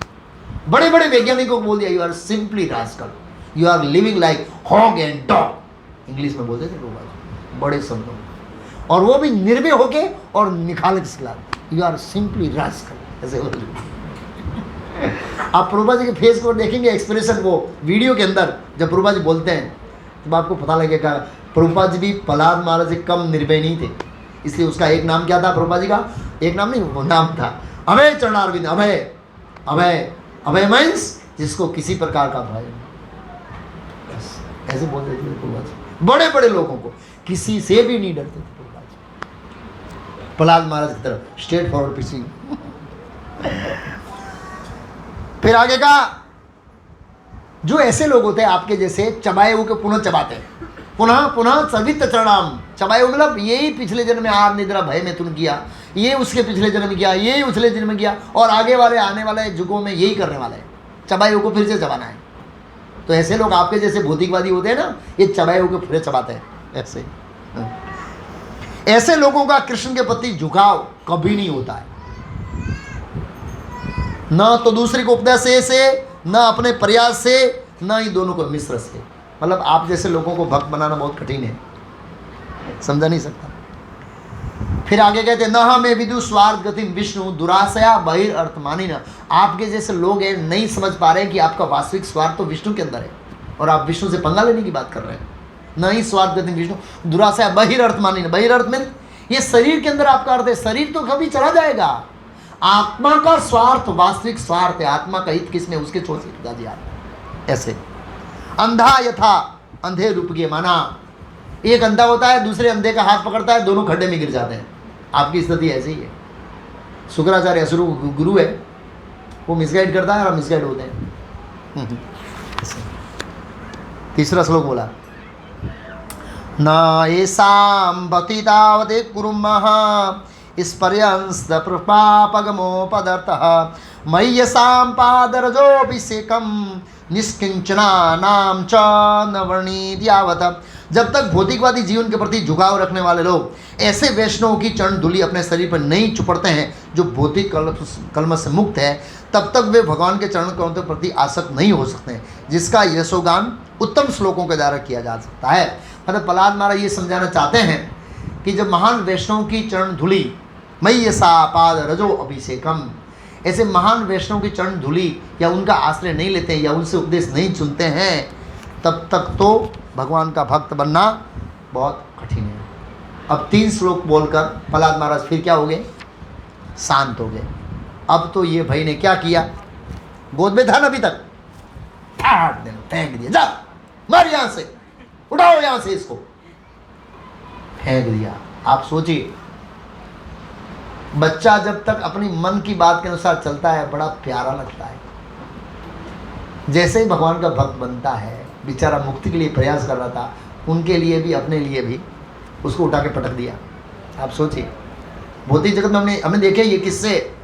कई बार भक्त, एक लड़का ब्रह्मचारी बनना चाहता है, समाज का कल्याण करना चाहता है, ब्रह्मचारी बनेगा तो गांव गांव जाके प्रचार कर लोगों को उपदेश देगा। और एक ने यहाँ तक बोल दिया कि इस्कॉन के जाने के अच्छा है, बजाय तुम मर जा, चलेगा लेकिन इस्कॉन में मत जा। शराब पी, लड़कियों के साथ नाच, उल्टा सीधा काम कर, इस्कॉन में मत जा। अब पूरा पूरा हिरण्यकशिपु उसके हृदय में बैठा है, क्या करेगा बेचारा? ऐसा देखना, लड़के को ले जाते हैं, एक नंबर का भौतिकवादी बना देते हैं। विष्णु का भक्त नहीं बनना चाहिए, कृष्ण का भक्त नहीं बनना चाहिए, बस ऐसी स्थिति है समाज की। बहुत सारे केस देखे ऐसे, बेचारे को घसीट के ले जाते हैं दामोदर प्रभु घसीट के, ऐसे घसीट के ले जाए। और मैंने कई बार स्टोरी बताया था, एक पूना में एक ब्रह्मचारी ने ज्वाइन किया था, बहुत अमीर परिवार से। तो थोड़ा बता देता हूँ आपको, पता लगता है कैसे कैसे माँ बाप होते हैं। देखो हिरण्यकशिपु अभी कमी नहीं है, हिरण्यकशिपु को पुणे में ज्वाइन किया, एमटेक किया वो, उसने एमटेक किया। कई बार तो लोग कहते हैं, ऐसे बड़े पढ़े लिखे लड़के होते, बोलते प्रभु जी इसके पीछे मैंने 25 लाख खर्च किया, दे दो और ले जाओ। मतलब क्या, इन्वेस्टमेंट किया था मैंने, क्या किया था, वापस दे दो, ले जाओ इसको, कोई प्रॉब्लम नहीं मुझे। अरे इतने स्वार्थी, इतने स्वार्थी, पता लगता है लोग कितने स्वार्थी है। मैंने 25 लाख खर्चा किया पढ़ाने के लिए, दे दो ले जाओ इसको। तो पुणे में ज्वाइन किया, तो उसके माँ बाप आए, बहुत ट्राई किया उन्होंने, सब बहुत ट्राई किया, नहीं आया वो लड़का। फिर उन्होंने युक्ति अपनाई, वो एक कार लेके आए, नई कार खरीदी, नई कार नहीं खरीदी लेकिन कार लेके आए, मंदिर के बाहर रोड पे खड़ी रखी। बोला बेटा कार लिए नहीं, तू साधु है, थोड़ा कार चला के देख ले और आशीर्वाद दे। बोलो कार ले, पूजा करने के लिए लाते हैं। और ऐसे ही उन्हें मुंह अंदर किया, वो फांसी देते ना, ऐसा कपड़ा डाला, सीधा किडनैप करके गाड़ी भगाया, उठा लिया रातों रात मंदिर से। रात का समय 8 बजे सीधा चले गए पुणे से हैदराबाद। हैदराबाद के अंदर एक कोठरी थी, काली कोठरी, उसके अंदर ले गए और एक गुंडा रखा उसके साथ में। बोला इसको दारू पिलाओ, मांस खिलाओ, हाँ सिनेमा ले जाओ, इसको डराओ धमकाओ और उसके मन में से ये हरे कृष्ण निकालो। ये सत्य घटना बता रहा हूँ। ये वाड़ा फार्म में उस प्रभु जी से मिला था, हिंदी पद्म दर्शन आर्टिकल आया था। मैं लास्ट ईयर 2-3-4 साल पहले ब्रह्मचारी का कैंप हुआ था, उसमें गया था। मैंने ये प्रभु जी, फिर मैंने उससे बात किया, प्रभु आपका स्टोरी तो सुना है मैंने, ये सत्य घटना था। वाड़ा फार्म है वो प्रभु जी, अभी ब्रह्मचारी है अभी भी। अब हुआ क्या, उसको ले गया, बहुत ट्राई किया। और ये भी तो पक्के थे कृष्ण के भक्त, तो प्रहलाद महाराज जैसे होते हैं, ऐसे हिलने वाले तो होते नहीं है। बहुत किया, अब ये क्या बोरिंग हो गया वो गुंडा। बोला चलो इसको फिल्म देखने ले चलते हैं। तो उसको थिएटर में फिल्म देखने के लिए ले गए, बिठाया, भागना मत। और ये एक ही था यूरिन आता क्या, ये तो भाई चालू फिल्म में भाग गया, भागा थिएटर में से रात को 11:30-12 बजे। अब हुआ क्या, दौड़ते दौड़ते चश्मा गिर गया, उसका नंबर था, अब दिखता नहीं कहाँ जाना है। एक रिक्शा वाले को खड़ा किया, यार कहाँ जाना है? बोला जहाँ जगह में ले जाओ, सिटी से बाहर जाना है मुझे। कहाँ जाना है? सिटी से बाहर। अरे कोई दिशा तो बोला नहीं, बोला अभी सर भाई पैसा नहीं है। रिक्शा वाले को बोला नहीं मेरे पास पैसा नहीं है, बैठ गया, भगाओ बोला, वहाँ से भगाया उसको, सिटी से बाहर ले गए। और फिर एक घड़ी थी उसके पास, महंगी घड़ी थी। बोला पैसा नहीं है लेकिन मेरे पीछे कुछ गुंडे पड़े हैं। वो तो साधु की ड्रेस में था, इसलिए होते बात मान लिया, ये घड़ी रखो, पैर में चप्पल नहीं है, कुछ नहीं है। और फिर वो सिटी से बाहर निकला, एक गांव में एक मंदिर था, वहाँ पर 2-3 बजे पहुँचा चल के। और वहाँ पर थका हुआ सो गए। सुबह उठे, पुजारी आए, भाई कहाँ से आए महात्मा? और महात्मा तो बेचारा कितने भी हो गया था, छूट के आया। फिर पूछा, उसको कुछ खिलाया पिलाया, स्नान कराया, फिर नंबर मिलाया अपने मित्रों को। देखो यार मेरी ऐसी स्थिति हो गई, मेरे माँ बाप ने मुझे किडनैप कर लिया है। आप सोचिए इतने हद तक माँ बाप गिर जाते हैं। तो ये कोई आश्चर्य की बात नहीं है, आप लोगों को पता नहीं, हम इस्कॉन में जुड़े, हमको रेगुलर पता है कि ऐसे होता है। ऐसे आप सोचिए, भक्ति नहीं करने देना। तो इस तरह से क्रोध हुआ और अब उसने कहा कि इसको मारो। क्या करो? ये कलंक है मेरे कुल के अंदर, इतना श्रेष्ठ कुल है असुरों का और उसके अंदर विष्णु का भक्त जन्म ले रहा है, नहीं चलेगा, इसको मारो। और मारना शुरू किया उसको, मारा मारा मारा, अलग अलग प्रयास किए। जैसे आप जानते हैं, पेड़ से सांपों के बीच में डाला, जहर दिया, होलिका ने ट्राई किया, सब प्रयास कर लिए, सब प्रयास कर लिए, कुछ नहीं हुआ उससे। क्या नहीं हुआ? कुछ नहीं हुआ, बाल भी बांका नहीं कर लिया। फिर आके सामने खड़ा हो गया, वो थक गए। अब थक गए तो हिरण्यकशिपु और डिस्टर्ब हो गया। तो चंड और अमर ने कहा एक काम करिए, आप इतना विचलित मत हुइए, शुक्राचार्य बाहर गए, थोड़े दिन में आ जाएंगे, वो इसको ठीक कर देंगे। तो थोड़ा इसको आश्वासन लगा। क्या लगा? आश्वासन। लेकिन वो क्रोध निकालना चाहता था। कौन है ये? क्रोध निकालना चाहता था कौन? हिरण्यकशिपु। तब हुआ क्या? बोला हम थोड़े दिन उसको डरा के रखते हैं, धमका के, शुक्राचार्य ठीक कर देंगे, फिर हम आपको संभलाएंगे, फिर आप बोर्ड एग्जाम लेना ना, पास हो जाएंगे। अब तो फाइनल एग्जाम होगी हिरण्यकशिपु की फाइनल, उसकी एग्जाम होगी। जो भी है, ले गए, धमकाया, डराया और ट्राई किया उसको सुधारने का, लेकिन प्रहलाद महाराज तो कंट्रोल होने वाले नहीं थे। वो हाँ हाँ करते थे, सामने नहीं बोलते थे, प्रचार करते थे, चंड और अमर को प्रचार करते थे, सामने नहीं बोलते थे। फिर क्या हुआ? जब रिसेस होती थी तो अपने सब मित्रों को बुलाते थे रिसेस के अंदर, और वहाँ पर बोलते हैं देखो आप क्यों खेल कूद कर समय बर्बाद कर रहे हो, ये मनुष्य जीवन अमूल्य है। तो प्रहलाद महाराज ने अपने मित्रों को उपदेश देना शुरू किया। तो 6ठा अध्याय, प्रहलाद महाराज अपने असुर मित्रों को उस उपदेश का सार, स्टार्टिंग का सार है, कौमारम आचित्र प्राज्ञो धर्मान भागवतम इह दुर्लभम मनुष्यम लोके तद अप्य अध्रुवम।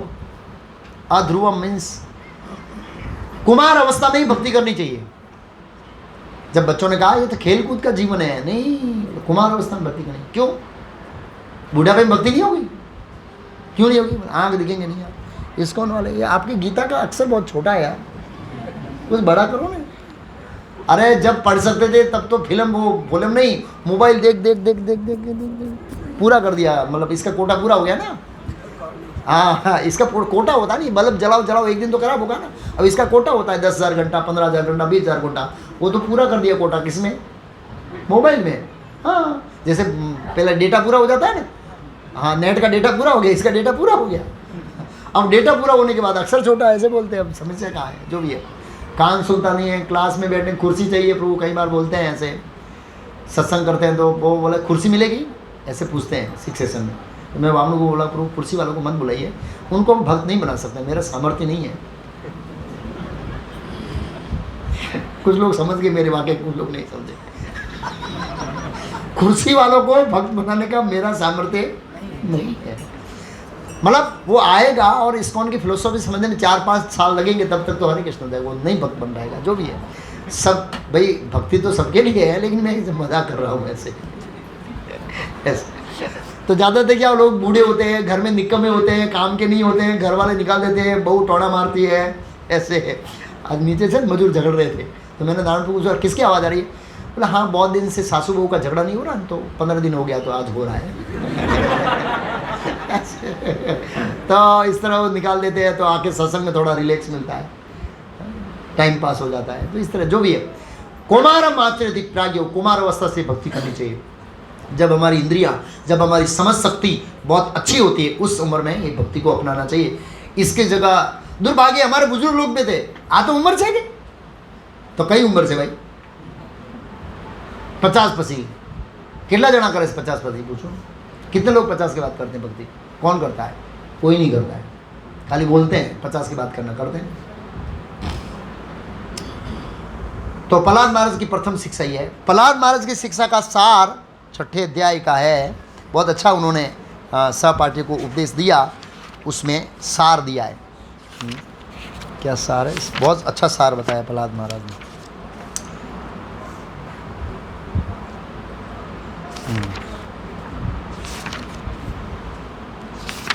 भूल गया सार का दसवें। प्रहलाद महाराज अपने सहपाठी को उपदेश, उन्होंने कहा एतावाने लोकेन अस्मि एकांत भक्तिर गोविंदे। इस मनुष्य लोक में एकांत भक्तिर गोविंदे, गोविंद की एकांत भक्ति है, वो ही मनुष्य जीवन का क्या है? सार है, वो ही मनुष्य जीवन का लक्ष्य है। हे मेरे सहपाठी मित्रों, आप गोविंद की एकांत भक्ति करिए। ये उन्होंने सार देके पूरा कर दिया।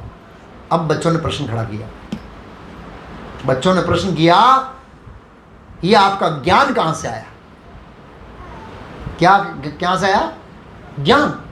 हमने तो देखा यहाँ को कोई विष्णु का भक्त है नहीं, आपका पिता विष्णु का दुश्मन है, टीचरों ने तो ये पढ़ाया नहीं, ज्ञान कहाँ से आया? तो फिर प्रहलाद महाराज ने बताया ये मेरा ज्ञान कहाँ से आया। इसलिए 7वें अध्याय का नाम क्या है? प्रहलाद महाराज ने अपनी गर्भ में क्या समझा, माता की गर्भ के अंदर क्या समझा, उस 7वां अध्याय है। तो फिर उन्होंने वो रिपीट किया कि जब मेरे पिताजी, अब वो इतिहास बता रहे हैं, जब मेरे पिताजी अमर बनने के लिए मंदराचल पर्वत की तलेटी में तप कर रहे थे, तब मेरे घर पर सभी देवता आए। कौन आए? देवता। और मेरी माता कयादु को बंदी बना लिया। क्या बना लिया? और ले जा रहे थे कहां पर? स्वर्ग लोक में। बोला बच्चे को जन्म देने के बाद हम आपको छोड़ देंगे। शास्त्रों के अनुसार स्त्री अवध्य है, ब्राह्मण, स्त्री और बालक, ये 3 अवध्य है। कितना भी घृणाप्रद कर्म करे ये अवध्य है, इनका वध नहीं कर सकते। तो देवता ने कहा इनका वध नहीं करेंगे, लेकिन एक दूसरा हिरण्यकशिपु इनके पेट गर्भ में बैठा है, उसका इलाज करेंगे, उसको मारेंगे। बालक के निरूपण नहीं, बड़ा होगा तब मारेंगे, बंदी बना कर रखेंगे, खिलाएंगे पिलाएंगे। जैसे ना सांप को दूध दे के मारना, इस तरह ऐसे होते हैं। जो भी लोग बकरे को पालते हैं, बड़ा करते हैं, फिर ईद आती तो मार देते हैं इस तरह से जो भी है। तुरंत नारद मुनि आ रहे, जब घसीट रहे थे, मतलब उनको खींच रहे थे, माता कहे तो नारद मुनि आ गए, नहीं आप इनको नहीं ले जा सकते। क्यों? पूरा असुर है, एक तो तपस्या अमर बनने के लिए परेशान कर रहा, तैयार हो रहा है, और ये दूसरा होगा तो ब्रह्मांड अंत तक फैल जाएगा, देवताओं का जीवन खतरे में। बोला नहीं, आपको इससे खतरा नहीं होना चाहिए, भगवान विष्णु का महान भक्त होगा, महाभागवत तो उत्तम होगा। तो यहां पर सब लिखा सत्यम विदातुम निज भृत्य भाषितम। प्रहलाद महाराज का कोई पूर्व जीवन नहीं है। पूर्व जीवन है कि वो कैसे भक्त बने, नहीं, इसके कारण वो महान भक्त नहीं बने। सत्यम विदातुम निज भृत्य भाषितम। नारद मुनि ने देवताओं को बोल दिया कि इनके गर्भ के अंदर महाभागवत है, इसलिए भगवान ने महाभागवत बना दिया प्रहलाद महाराज को। दूसरे पुराणों में प्रहलाद महाराज के जीवन का बैकग्राउंड है कि वो इतने भागवत कैसे बने। ये प्रश्न पूछा है युधिष्ठिर महाराज ने कि प्रहलाद महाराज इतने महान भक्त कैसे बन गए इतनी छोटी अवस्था में, बैकग्राउंड दीजिए। सत्यम विधाजु, भगवान ने मेरे वचनों को सत्य करने के लिए प्रहलाद महाराज को महाभागवत बना दिया, यही बैकग्राउंड है। और इससे कम कोई दूसरा कारण है तो नारद जी के वचनों का आप उपेक्षा कर रहे हैं, क्योंकि भगवान जो है वो नारद जी के वचन जो है उससे विवश हो जाते हैं। हम श्रीमद् भागवत के 10वें स्कंद में कथा सुनते हैं, जब कुबेर जी के 2 पुत्रों को दर्शन देते हैं भगवान, वो पेड़ को काट कर, उन्होंने बताया नारद जी ने आपको एक आशीर्वाद दिया था। किसने आशीर्वाद दिया था? नारद जी ने, कि भगवान कृष्ण का आपको दर्शन होगा, इसलिए मैं दे रहा हूं, बाकी मेरा आपसे कोई लेना देना नहीं है। मेरे भृत्य है, मेरे सेवक है, उन्होंने आपको वचन दिया था, उस वचन का पालन करने के लिए मैं आपके सामने प्रकट हुआ। बाकी आपका कोई क्वालिफिकेशन नहीं है मैं कि आपको देखूं, मेरा दर्शन बहुत दुर्लभ है, सामान्य व्यक्ति कर नहीं सकता। सुदुर्लभम दुर्लभम बताया है, दुर्लभ ही नहीं, सुदुर्लभ है भगवान का दर्शन करना, और वो भी श्याम सुंदर आदि मूल के रूप में। वेदेषु दुर्लभम अदुर्लभम आत्मात् भक्तो, वेदों के लिए भी दुर्लभ है मेरा दर्शन। तो वेदों को समझना कठिन है, तो तुम तो कैसे समझ सकते हो? नारद जी ने कहा था, इसलिए मैं आपके सामने प्रकट हुआ, उसके वचनों को सत्य करने के लिए। तो नारद जी ने कह दिया कि महाभागवत है, इसलिए भगवान ने योजना बनाई कि इसको कैसे महाभागवत बनाया जाए। उस समय वो महाभागवत थे नहीं, अभी बनेंगे, आगे आएगा। तो बोला, जब नारद जी ने ऐसा कहा तो नारद जी देवताओं में शिरोमणि देवर्षि है, तो उनकी आज्ञा का पालन किया। देवराज इंद्र इत्यादि ने उनकी परिक्रमा किया माता की, और बोला बेटी तुम मेरे आश्रम में चलो, और ले गए। नारद जी अपने आश्रम में ले गए। उस आश्रम का डिस्क्रिप्शन यहाँ पर नहीं है, लेकिन कहीं स्वर्ग लोक में आश्रम होगा उनका, ले गए। अब एक प्रश्न होता है, हिरण्यकशिपु ने 1000 साल तक तपस्या किया। जब वो तपस्या करने गया था तब माता कयादु गर्भवती थी, और हिरण्यकशिपु आता है, उसके बाद प्रहलाद महाराज का जन्म होता है। तो इसको क्या समझना है? सुखदेव गोस्वामी तो 16 साल के बाद बड़े हो गए तब जन्म हुआ, तो क्या प्रहलाद महाराज 1000 साल के बड़े उम्र में हुए तब जन्म हुआ? तो उस श्लोकी की कमेंट्री में लिखा है, श्लोकों में लिखा है, माता कयादु ने नारद मुनि से प्रार्थना किया, प्रभु मैं अपने पति की उपस्थिति में ही बच्चे को जन्म देना चाहती हूँ। सती थी, सती कयादु माता सती थी। बोला जब तक मेरे पति नहीं आएंगे मैं डिलीवरी नहीं होने दूंगी, बच्चे को जन्म नहीं दूंगी। नारद जी का तथास्तु। तो नारद जी की कृपा से जो गर्भ बढ़ रहा था वो भी रुक गया। माता कयादु सती थी, अपनी शक्ति से बढ़ते हुए गर्भ को रोक दिया। सामान्य बच्चे का जन्म होता है इस तरह से। प्रहलाद महाराज का जन्म, आयु बढ़ी नहीं उसकी, 1000 साल के आयु से नहीं हुए उनके, गर्भ को ही रोक दिया। और वो आश्रम में थी तो प्रहलाद महाराज ने बताया कि नारद जी हमेशा कृष्ण कथा करते थे। ये जो मैं आपको ज्ञान दिया वो सब मेरे माता को उपदेश दिया। माता स्त्री होने के कारण भूल गई, लेकिन मेरे ऊपर नारद जी का विशेष आशीर्वाद था। क्यों आशीर्वाद था बताएं? क्योंकि नारद जी ने बोल दिया महाभागवत है, इसलिए भगवान का आशीर्वाद था कि वो पूरा ज्ञान जो मेरी माता को दिया वो मुझे याद है। और आप सोचिए कि नारद जी आज से 5000 साल पहले युधिष्ठिर महाराज के सामने ये कथा कर रहे हैं, लेकिन ये घटना कब घटी थी मालूम है? हजारों साल पहले घटी थी। कितने साल पहले घटी थी? हजारों साल, करोड़ों साल पहले घटी, करोड़ों युग पहले घटी थी। इस त्रेता युग में नरसिंह भगवान नहीं आए, याद रखना, नहीं। कई त्रेता युग बीत गए, उसमें आए थे नरसिंह भगवान। और नारद जी को वो सीन पूरा लाइव है, आप सोचिए। और नारद जी बड़े उत्साह के साथ नरसिंह देव भगवान की क्या कर रहे हैं? कथाओं घटनाओं को वर्णन कर रहे हैं। ये नारद जी स्वयं बता रही है सब कुछ। अच्छा, तो अपने मित्रों को बताया, अपने मित्रों के प्रश्न पूरे हो गए, उन्होंने गर्भ में क्या सीखा। ये हुआ 7वां अध्याय। अब क्या हुआ? प्रहलाद महाराज का युद्ध पिचिंग फुल फ्लैश में चलने लगा। जवान बच्चों को प्रहलाद महाराज ने बड़े उत्साह के साथ जब प्रचार करना शुरू किया, तब चंड और अमरक जो उनके टीचर थे वो डर गए। ये अब तो मामला स्पष्ट करने ना पड़ेगा, नहीं तो हिरण्यकशिपु हमको मार देगा। वो लेके गए उनके पास। किसके पास? हाँ, महाराज असुर श्रेष्ठ, अब परिस्थिति हमारे से बाहर हो गई है। ये जो ज्ञान है उसके पास, अब ये ज्ञान तो पहले स्वयं भक्ति करता था, अब तो स्कूल में सभी बच्चों को विष्णु का भक्त बना दिया है, कोई बाकी नहीं रहा है। और सब बच्चे प्रहलाद महाराज से बड़े प्रेम करते थे, उसमें लिखा है भागवत में। क्यों बताए? क्योंकि भगवान के भक्त थे। बच्चे सब असुर होने के बावजूद भी प्रहलाद महाराज जी इतना स्नेह करते थे जिसके कोई कल्पना नहीं कर सकता।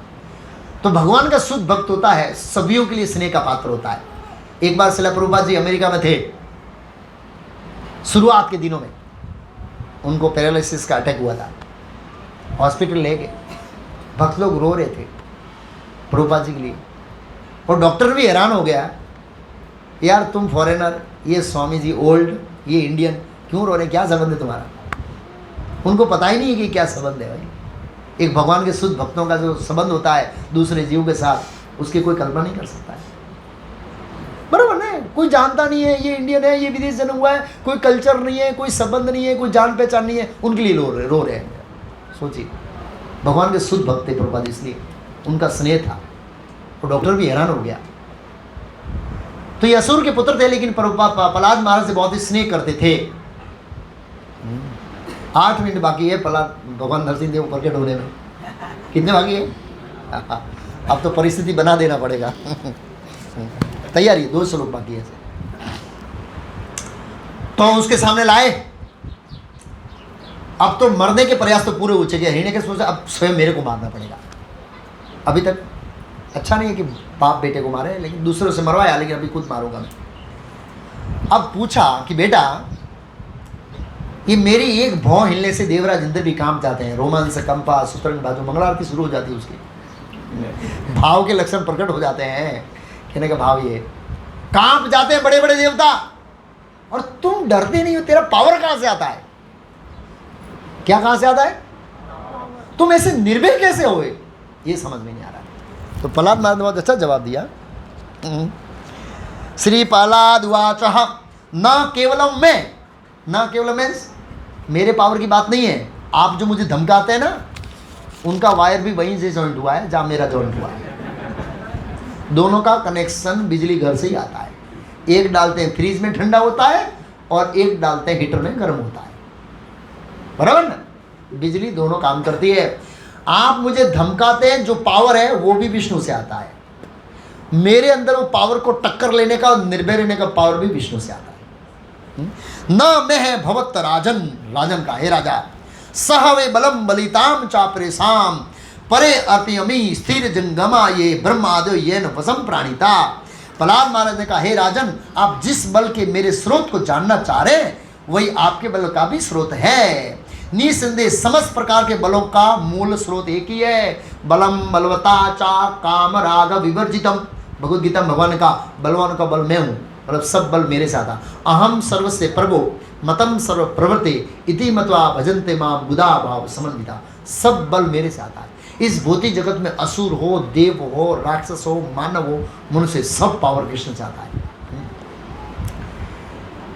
वह केवल आपका ये मेरा बल है, अभी तो सबों का एकमात्र बल है। उसके बिना कोई भी बल नहीं मिल सकता। चाहे बल हो, चाहे चल हो, अचल हो, उच्च हो या नीच हो, ब्रह्मा समेत सारे जीव पूर्ण पुरुष में भगवान के द्वारा निश्चित है। देखो, पहली बार कितने श्लोक बोले? 1, दूसरी बार 2, तीसरी बार 3, अब चौथी बार है। कितनी बार है?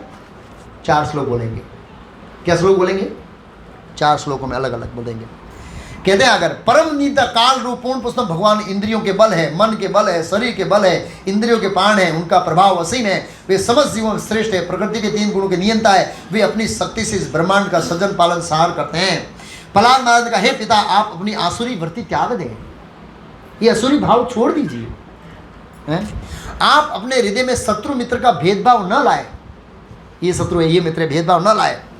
आप अपने मन को सबों के प्रति संभाव बनाएं, ये शत्रु और मित्र मन है। भगवद गीता में कहा, मन ही हमारा शत्रु है, मन ही हमारा मित्र है। कोई शत्रु नहीं इस दुनिया में, मन ही शत्रु है। इस संसार में अनियंत्रित तथा पथ भ्रष्ट मन के अतिरिक्त कोई शत्रु नहीं है। जब कोई मनुष्य प्रत्येक व्यक्ति को समता के स्तर पर देखता है, वह तभी भगवान को ठीक से पूजा करने की स्थिति में आ जाता है। अब एक चीज आप ये यहाँ पर एक देख रहे हैं, एक चीज हम, एक हिरण्यकशिपु ने हमको बहुत अच्छा संदेश दिया। क्या संदेश दिया बताए? हिरण्यकशिपु के पास 3 लोगों का राजा था, और हिरण्यकशिपु सेवक कौन थे पता है आप? देवराज इंद्र जैसे लोग उनके सेवक थे, और वो सोम रस का पाला ला लेते, महाराज पीजिए। Seriously, seriously. और नारद मुनि बोलते हैं, यहाँ तक कि मेरे को भी उसने मेरी उनकी सेवा में लगा दिया, मुझे भी मेरे गुणगान गाइए। यहाँ भी बोले, इतना पावरफुल था हिरण्यकशिपु। वो लोग, उनका नारद जी के कहने का भाव ये था, बड़े बड़े देवताओं को वह सूर्य, चंद्रमा, पृथ्वी, यमराज को वश में कर रखा था, फिर भी उसको शांति नहीं है। क्यों शांति नहीं पता? पूरी दुनिया कंट्रोल में, खाली एक व्यक्ति कंट्रोल नहीं है। कौन? बस। अब पूरी दुनिया कंट्रोल में, उसका सुख नहीं है। पूरे लोगों का राजा है, पूरे लोगों का धन है, उसका सुख नहीं है। एक बात का दुख है, ये बच्चा मेरे कंट्रोल में क्यों नहीं है? अरे छोड़ दे उसको, जाने देना यार, तू एंजॉय कर दे। हमारी स्थिति ऐसी है, जो हमारा पास है उसका आनंद नहीं होता है। इसके पास मर्सिडीज गाड़ी, मेरे पास नहीं है। ले मैं फंटी है तो शांति से घुमा ना भैया। अरे इसके पास 5 करोड़ का बंगला है, अरे अपना 5 लाख का फ्लैट है, शांति से रहे ना भैया, आनंद से यार।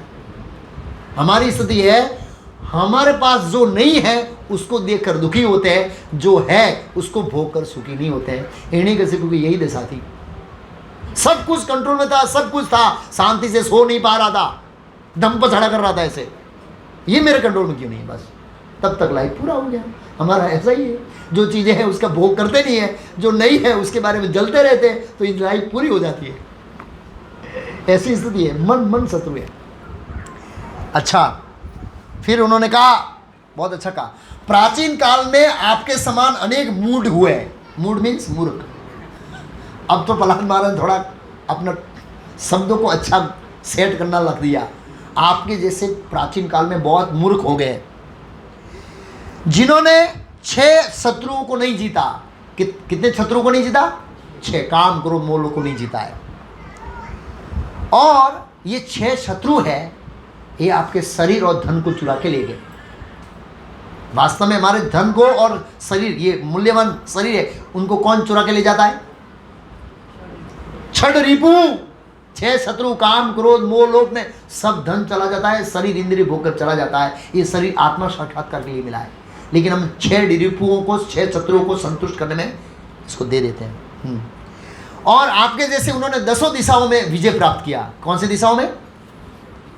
लेकिन शत्रु को विजय प्राप्त नहीं किया, इसलिए पराभाव तवद अबोध जाता न जिज्ञासितम आत्मा तत्वम। तो जो आत्मा जिज्ञासा नहीं करता है वो पराभाव को प्राप्त होता है, उसको हाथ में पराजय आती है। अंतिम में मृत्यु के समय हाथ में क्या आती है? पराजय। सब इकट्ठा किया, सब प्राप्त किया, लेकिन खाली हाथ गए, पराजय, कोई लेके नहीं गए। फिर आगे कहते हैं किंतु यदि कि 6 शत्रुओं पर विजय होता है तो सारे जीवों पर समभाव रखता है, तो उसके लिए शत्रु नहीं, मित्र नहीं, हाँ, ये सब अज्ञान है। इस तरह से उपदेश दिया। अब हिरण्यकशिपु आउट ऑफ कंट्रोल हो गया। अब उसका मन, हिरण्यकशिपु का जो कंट्रोल तो था ही नहीं, आउट ऑफ कंट्रोल है। कहाँ है भगवान? विष्णु विष्णु विष्णु विष्णु करता है, कहाँ है विष्णु तेरा? बता मुझे। सभी जगह है। बोला कौन सी जगह बताओ? प्रहलाद महाराज महाभागवत होने के कारण सब जगह भगवान का दर्शन कर रहे थे। जैसे भगवत गीता में भगवान ने बताया कि जो पूर्णता, भक्ति के पूर्णता के स्तर पर है, महाभागवत है, वो मुझे सभी जगह दर्शन करता है। अंडांतरस्थ परमाणु चयांतरस्थम, अण अण कणु अणु में भगवान विद्यमान है। क्या इस खंबे में? बोला है। इसको गुस्सा था तो प्रहलाद महाराज जी का मारने का उसने क्या मार दिया? खंबे में मार दिया। मारना था प्रहलाद महाराज को, लेकिन खंबे में मारा है। मैं फोड़ता हूँ खंबा, इसमें निकलता नहीं है तो तेरे को मार दूंगा, तू झूठा है। इसलिए यहाँ पर क्या लिखा है? सत्यम विधातु निज वृत्य भाषितम अखिलेषु, क्या, अकेले ना, व्याप्तिम सकेले व्याप्तिम, व्याप्तिम सभूतेषु अखिलेषु सात्मनः अद्भुत्य तदः उद्रूपम वहानम स्तंभे सभायाम न मृगम न मानुषम। तो मुक्का मारा तो एक विशाल आवाज आया। नरसिंहदेव भगवान ने सिंह की गर्जना किया, उसमें ऐसा लिखा है, सिंह जैसी गर्जना किया। और वो गर्जना करने के बाद उस खंबे से प्रकट हुए। सत्यम विधातुम निज वृत्ति भाषितम। अपने प्रहलाद महाराज के वचनों को सत्य करने के लिए आए, नहीं कि हिरण्यकशिपु मारने के लिए। वो सेकेंडरी कार्य था। प्रहलाद महाराज ने बोला मेरा भगवान खंबे में, भगवान प्रकट हो गए। इतने भगवान भक्त वत्सल है, नरसिंहदेव भगवान इतने भक्त वत्सल है, इसलिए तो प्रकट हुए। और उसमें लिखा है कि विशाल रूप था हिरण्यकशिपु का। कितना रूप था? इस्कॉन के अंदर नरसिंहदेव भगवान की मूर्ति बनानी थी, तो साथ में प्रहलाद महाराज की मूर्ति बनानी थी। तो मूर्तिकार ने पूछा प्रहलाद महाराज की मूर्ति बनानी, बोला हाँ। कितनी बड़ी? बोला 1 फुट। तो बोला नरसिंहदेव भगवान की मूर्ति कितनी बड़ी बनेगी पता है आपको? 200 फुट। लिखा है भागवत में। नरसिंहदेव भगवान के सामने प्रहलाद महाराज 1 इंच जितना लग रहे थे, 1 इंच। कितने इंच? आप सोचिए, 200 फुट की मूर्ति बनेगी। फिर कैसे भी उसको कन्विंस किया, शास्त्रों का रोक लगाया, ये लगाया, वो लगाया, फिर उसने 1 फुट की मूर्ति बनाई, जो मायापुर में है अभी, उसकी बात कर रहे हैं। और नरसिंहदेव 6-7 फुट की हाइट बनाए, ऐसे जो भी है। और फिर युद्ध हुआ। पहले तो देख रहा था ये प्राणी है, मनुष्य, नीचे देखा, ऊपर देखा, थोड़ा गुमराह हो गया ऐसे, कौन है? यहाँ बोला अद्भुत रूपम, न मृगम न मानुषम, न मनुष्य थे और न पशु थे, क्योंकि वरदान मांगा था। तो भगवान ने 20 का रास्ता निकाल दिया। हिरण्यकशिपु भी हमारे जैसा चालाक था कि मैंने भगवान को ठग लिया। हम लोग सोचते हैं मैंने भी भगवान को ठग लिया, तो भगवान को कोई नहीं ठग सकता। न दिन था, न रात था, न ऊपर था, न जमीन पर था, न मनुष्य था, न पशु था, न जो नख थे, तव कर कमल वाले नखम अद्भुत सिंह। न नख जीवंत में आते हैं और न मृत में आते हैं, बीच में आते हैं ना। और नाखों से फाड़ दिया। और नरसिंहदेव भगवान बहुत क्रोधित थे। तो आगे आएगा कि देवताओं ने स्तुति किया, भगवान का क्रोध शांत नहीं हुआ। अंत में प्रहलाद महाराज को भेजा गया। प्रहलाद महाराज निर्भय होके गए, गड़गड़ाहट, और उन्होंने स्तुति में पहला श्लोक कहा, हे प्रभु, जब ब्रह्मा आदि देवता आपको स्तुति से प्रसन्न नहीं कर सकते हैं, तो मैं तो असुर और निम्न कुल में जन्मना तुच्छ व्यक्ति हूँ। मेरा बाप बहुत बड़ा असुर था, मतलब उनको घृणा हो रही है कि मैं इतना नीच व्यक्ति आपको कैसे प्रसन्न करूँगा। अगर आपकी कृपा हो, आपका आशीर्वाद हो, तो मैं स्तुति कर सकता हूँ। तो इस तरह उन्होंने आशीर्वाद दिया और उन्होंने स्तुति किया, बहुत सुंदर स्तुति किया। प्रहलाद महाराज की बहुत सुंदर स्तुति है। भगवान नरसिंहदेव वो स्तुति से प्रसन्न हुए, और प्रसन्न होने के बाद वर मांगने को कहा। प्रहलाद महाराज को वर मांगने को कहा। तो प्रहलाद महाराज ने क्या वर मांगा पता है? यदि दास्यसि मे कामान वरास्तभद्रम कामानाम रिद्ध सरो भवस्तु वण्यम। प्रहलाद महाराज ने कहा, हे सर्वश्रेष्ठ वरदाता, क्योंकि वर तो भगवान से कोई नहीं दे सकते। वरदाता, यदि आप मुझे कोई वांछित वर देना ही चाहते हैं तो मेरी आपसे प्रार्थना है कि मेरे हृदय में किसी भी प्रकार की भौतिक इच्छा ना रहे, क्योंकि भौतिक इच्छा ही हमारे भौतिक जगत में जन्म मरण का क्या है, बंधन का कारण। मेरा हृदय है वो भौतिक कामनाओं से खाली कर दीजिए, एक भी प्रकार का भौतिक इच्छा ना हो। तो आज के दिन हमारे को नरसिंह देव भगवान को ये प्रार्थना करनी है। अभी आरती होगी भगवान नरसिंह देव की से कि प्रभु ये भौतिक इच्छा ही मेरी जन्म का कारण है, क्योंकि भगवत गीता बताया यम यम वापि स्मरण भाव तन तन कलेवरम तम तमति भाव सदा तद भाव आवत, कि मृत्यु के समय हम जिस भाव का स्मरण करेंगे, भौतिक इच्छाओं से ग्रसित होकर मरेंगे तो हमको दूसरा भौतिक शरीर मिलेगा। इसलिए भौतिक इच्छाओं से रहित होकर इस शरीर को छोड़ना चाहिए, तो हम भगवत धाम जा सकते हैं। प्रहलाद महाराज ने कहा और कोई वरदान नहीं चाहिए वरदान। फिर भी आप वरदान देना चाहते हैं, मेरे लिए ये वरदान चाहिए, पिता के लिए वरदान चाहिए, मेरे लिए नहीं चाहिए। पिता के लिए क्या वरदान चाहिए? बोला इसने आपसे घृणा किया है, ईर्षा किया है, आपके सामने लड़ा है, इसलिए वो नरक में गया है, आप इसका उद्धार कर दीजिए बस। प्रहलाद महाराज की जगह हम होते तो क्या कहते हैं? मेरी ओर से 2 डंडा ज़्यादा मारना इसको, यमराज को फोन करके बता देना कि इतना परेशान किया है मेरे को, इसने इतना त्रास दिया है, बदला लूंगा। आप सोचिए, प्रहलाद महाराज को इतना कष्ट दिया हिरण्यकशिपु ने, फिर भी उसकी मुक्ति की कामना करता है। कितना ऊंचा हृदय है पता है? तो भौतिक जगत में बहुत सारे लोग, प्रहलाद महाराज नहीं, अपने पिता नहीं, लेकिन बहुत सारे लोग हमको कष्ट देते हैं। भूल जाना चाहिए, भगवान को प्रार्थना करो, छोड़ दो प्रभु, इसको माफ कर दो। ये प्रहलाद महाराज का गुण हमको आजमाना चाहिए। रामानुचार्य के शिष्यों में ये गुण थे, वो कथा मैंने कई बार बताई।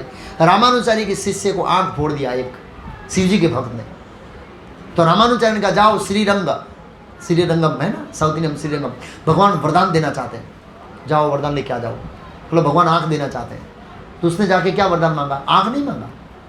जिसको आंख फोड़ा उसको आंख फोड़ने को नहीं बोला, उसने बोला प्रभु जिसने मेरी आंख फोड़ दी है उसको आप क्षमा कर दीजिए, क्योंकि मैं वैष्णव हूँ, आप उसको क्षमा नहीं करेंगे, मुझे पता है, उसको माफ़ कर दीजिए। कितना ऊंचा गुण है पता है?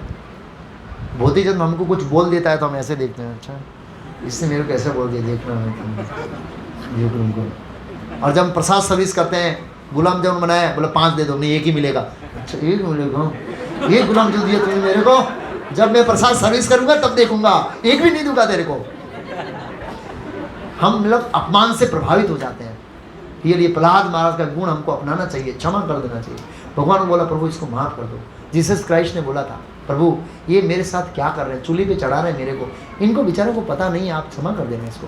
कितना उदार गुण है। तो ये प्रहलाद महाराज जैसे गुण अपनाना चाहिए। अच्छा, नरसिंह देव भगवान ने क्या कहा? प्रहलाद महाराज ने कहा मेरे पिता को उद्धार कीजिए, तो नरसिंह श्री भगवान वाजा त्रिसप्तभी पुता पित्र पितृभि सत्यनगः यत् साध्य कुले जातो भवनाने कुल पावन। पूर्ण पुरुष भगवान नरसिंह देव ने कहा हे प्रिय प्रहलाद, हे परम पवित्र साधु पुरुष, बखान कर रहे हैं नरसिंह देव भगवान का, तुम्हारे परिवार के 21 पीढ़ी सहित पवित्र कर दिए गए हैं। तेरे कहने से पहले मैंने काम कर दिया एडवांस में। त्रिसप्तभी, 3 मीन्स 3, सप्तमी मीन्स 7, 7 गुना 3 मीन्स कितना हुआ? 21 पीढ़ी। बोला तेरी 21 पीढ़ी मुक्त हो गई, तेरे जैसा भक्त इस कुल में जन्म लिया 21 पीढ़ी तर जाती है। ये विष्णु के भक्तों का महात्म्य है। हम पिंडदान करते हैं, श्राद्ध करते हैं, गया जाते हैं पितरों का उद्धार करने के लिए। अरे भाई वो कलयुग के अंदर एक पितर का उद्धार होने की संभावना नहीं है, करेंगे तो प्रहलाद महाराज की तरह भक्त बन जाइए, 21 पीढ़ी तर जाएगी, 21 पीढ़ी के पितरों का उद्धार हो जाएगा। कितनी पीढ़ी होगा? हाँ यहाँ बोला त्रिसप्तभी, हाँ पिता नाम लिया है, पुत्र और पितर भी। पुत्र मीन्स आगे की पीढ़ी, पिता मीन्स पितर के पीछे की पीढ़ी, और पितर भी मीन्स पिता की पीढ़ी, 21 पीढ़ी तर जाएगी। हाँ यत साध्यो कुले जातो भवनाने कुल पावन। तेरे जैसा महान भक्त जिस कुल में जन्म लेता है तो उसकी 21 पीढ़ी चल जाती है। ये श्लोक है ना, ये श्लोक ये मेरे टीचर ने बताया था। मैं इस्कॉन में ब्रह्मचारी बनने के बाद पहली बार घर गया, सब ने मेरे को निरुत्साहित किया माँ ने बोला बांध के रख देंगे, भाइयों ने बोला जाने नहीं देंगे, दूसरे ने बोला ऐसे कर देंगे ऐसे कर देंगे, गांव वाले आ गए सब। अब पिता से ज़्यादा तो गांव वालों को चिंता है, जाने नहीं देंगे। हाँ, कई बार भक्त बनता है ना, माता पिता को चिंता नहीं होती, वो पड़ोसी संबंधी आ जाते हैं, बोले क्यों साधु बन रहा है, अरे तेरे को क्या लेना आया, इसका बेटा जा रहा है, तुमको क्या पड़ी। हाँ, मेरे गाँव वाले आगे नहीं जाने देंगे। लेकिन जो मेरा टीचर था, वो मेरे काके का लड़का था, उसने मेरे को ये श्लोक बताया भागवतम का। उसके पास गीता प्रेस की भागवत थी। ये है 96 की बात कर रहा हूँ मैं। कौन से साल की बात कर रहा हूँ मैं? 96 में घर गया पहली बार लाल कपड़ा पहन के, तो मेरे टीचर ने कहा ये जो तुमने काम किया है ना, तेरे पीढ़ियों में किसी ने नहीं किया ऐसा किया, ऐसे ही आज ही लाल कपड़े में रहना, अगर तुम मेरा सम्मान करता हो तो। इतना उत्साह दिया, मेरे को गुस्सा आ गया, अरे एक आदमी तो समझ रहा है कम से कम, है वो ही नहीं समझ रहा। ये पहला श्लोक मुझे अभी भी याद है, ये मेरे को उन्होंने समझाया था कि किस पीढ़ी तर जाएगी तेरी ऐसे। तो हमको प्रहलाद महाराज की तरह भगवान का शुद्ध भक्त बनने का प्रयास करना चाहिए, प्रहलाद महाराज के गुणों को अर्जित करना चाहिए। मैंने तो ये का थीम रूप में बताया है, थीम। बाकी इसके अंदर एक एक श्लोक प्रहलाद महाराज के एक एक जो आदेश है, उपदेश है, जबरदस्त है। नरसिंहदेव भगवान और प्रहलाद महाराज का जो आदान प्रदान है अद्भुत है, अद्भुत है, कल्पना नहीं कर सकते हैं। और नरसिंहदेव भगवान इतने भक्त वत्सल है जिसकी कोई कल्पना नहीं कर सकते हैं, सोच नहीं सकते हैं। तो इसलिए आज के दिन नरसिंहदेव भगवान को प्रार्थना करना चाहिए कि प्रभु हमारी भक्ति में बाधा है काम क्रोध मोह लोभ मत्सर, ये बाधा है। और कुछ संबंधी भी है हमारे, लेकिन उनको मारना मत। कुछ संबंधी बाधा है जो हमको भक्ति में बाधा है, लेकिन उसको मारना मत। उनका हृदय चेंज करना कि वो मुझे भक्ति करने दे, बस क्या करने दे। उनके अंदर भी शत्रु बैठे, उनको मार देना, लेकिन उनको फिजिकल रूप में मत मारना। ये तो रियल में आ जाएंगे। और नरसिंहदेव, हाँ सत्यम विदा तुम निज भक्ति भाषे में, ये भक्त में बोल के तो आ जाएंगे, तो अच्छा नहीं है जो भी है।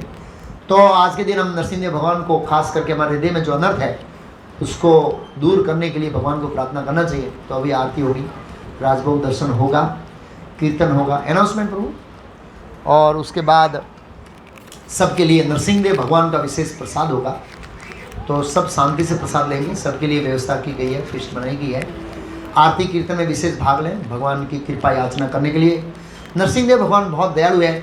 मायापुर के अंदर नरसिंहदेव भगवान का विग्रह है, साक्षात इतना उग्र है, लेकिन इतना प्यारा है, इतना सौम्य है कि एक बार आप मायापुर चले जाएंगे ना, तो हर साल मायापुर जाएंगे नरसिंह चतुर्थी। अभी मायापुर के अंदर बहुत बड़ा फेस्टिवल हो रहा है, 10,000 लोग हैं मायापुर के अंदर, बहुत बड़ा उत्सव हो रहा है नरसिंह चतुर्थी से दिन। रहने की जगह नहीं है, इतना बड़ा उत्सव हो रहा है। और नरसिंहदेव उग्र है, लेकिन फिर भी बहुत प्यारे हैं, भक्तों के लिए प्यारे हैं, असुरों के लिए भयानक है, बहुत प्यारे हैं। प्रहलाद महाराज के लिए प्यारे थे, वो देख के घबराए नहीं थे, वो स्माइल दिया, असुर घबरा गए। अनाउंसमेंट, उसके बाद आरती होगी, उसके बाद वो गोरा आरती के पैम्पलेट बांट दिए जाए।